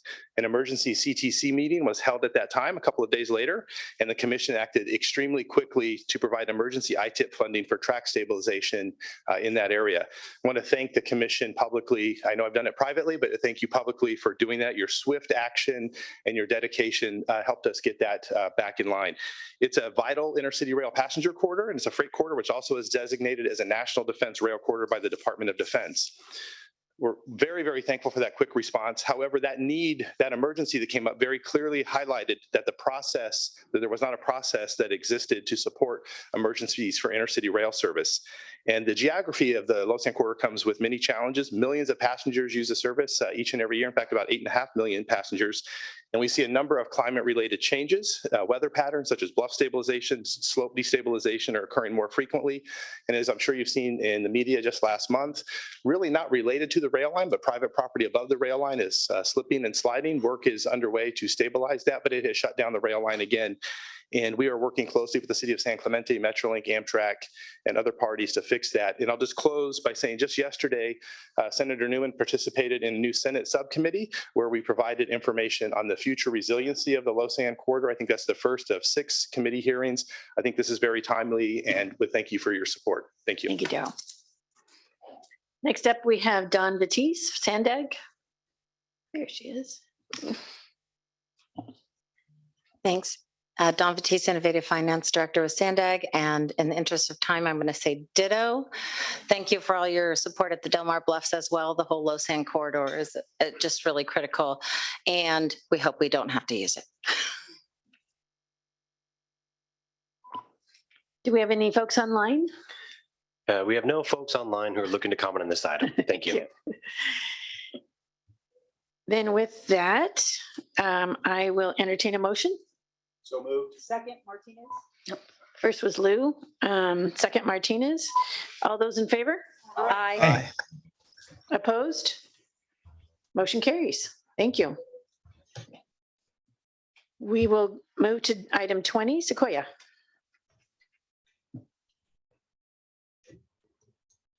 Sorry, I was not expecting to go.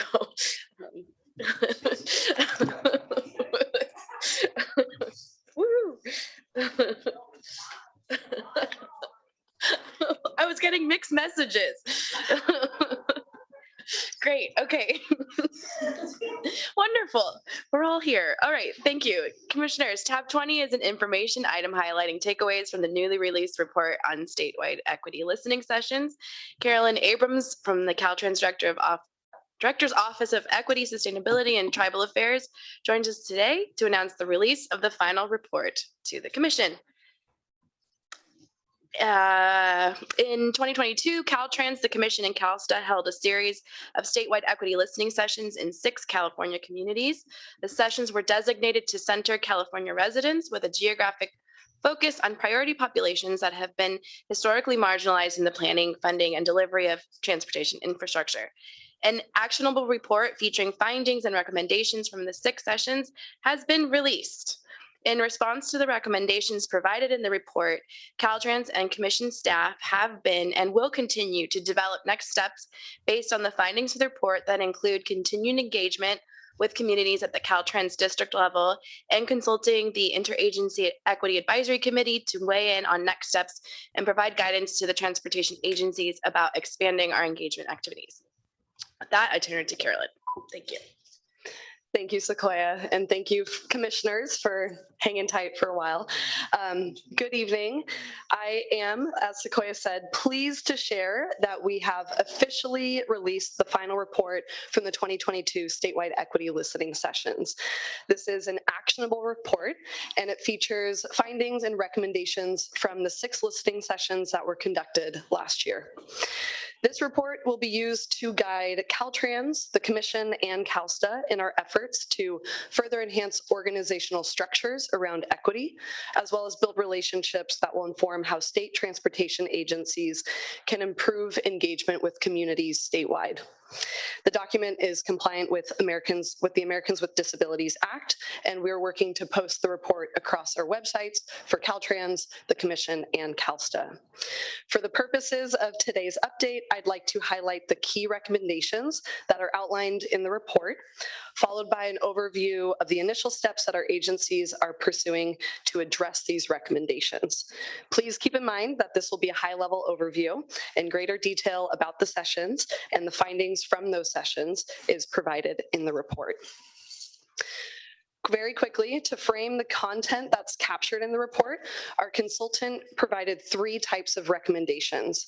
These include recommendations that address community needs and challenges, recommendations for future agency work and follow-up, and then recommendations for implementing organizational best practices.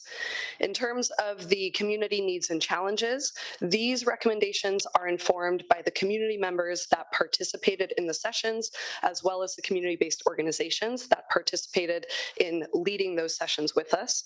And I want to note that the feedback received from the 6 communities is also illustrative of issues faced throughout the state. In terms of future agency work, this section of the report offers recommendations emerging from the planning process and the challenges that we faced in the execution of these sessions. These are also considerations for our transportation agencies to expand this work and foster stronger community relationships moving forward. And in terms of organizational best practices, I will flag that our consultants did not officially conduct an organizational assessment of the transportation agencies, but they still offered recommendations around best practices to support organizational change.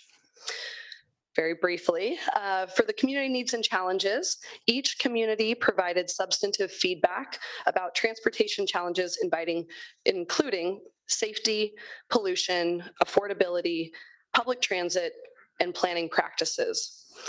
These priorities include improving affordable options to alleviate the cost of transportation, investing in multimodal transit options, enhancing the cleanliness, safety, and connectivity of public transit systems, addressing barriers to access for people with disabilities and diverse needs, developing community-driven solutions to address public safety and over-policing, mitigating pollution burden associated with the transportation system, particularly emissions, noise, and hazards from heavy-duty vehicles, and prioritizing infrastructure that improves safety, alleviates congestion, and provides alternatives to driving. For the future agency work and the recommendations put forward by our consultant, I'll reiterate that the listening sessions are among a series of planned actions and investments by our transportation agencies to improve policies and practices to better reflect principles of diversity, equity, and inclusion. So as it's outlined in the report, this can be achieved through multiple actions. This includes developing a strategy with clear objectives for addressing community feedback, and also considering follow-up opportunities that offer dialogue with our transportation leaders and the agencies that serve them, as well as the community-led convenings that we have talked about as sort of a 2.0 version of the listening session, such as site visits or tours. We can also continue to invest in and expand community partnerships and tribal consultation efforts, and work to improve clarity about the roles of our transportation agencies, our jurisdictions, transparency in how complaints and requests are routed through our agencies, and the frequency of updates on the status of projects. In terms of organizational best practices, as you all know, our transportation agencies have issued very strong commitments on racial equity, and we've made commitments to changes that will provide equitable outcomes in our policies, programs, and practices. So you'll see in the report that these recommendations and that section of the report really focuses on how our agency leadership can continue to maintain this organizational focus on equity. And the consultant has put forward recommendations that will help prioritize and invest in equity initiatives and resolve organizational obstacles to achieving these outcomes.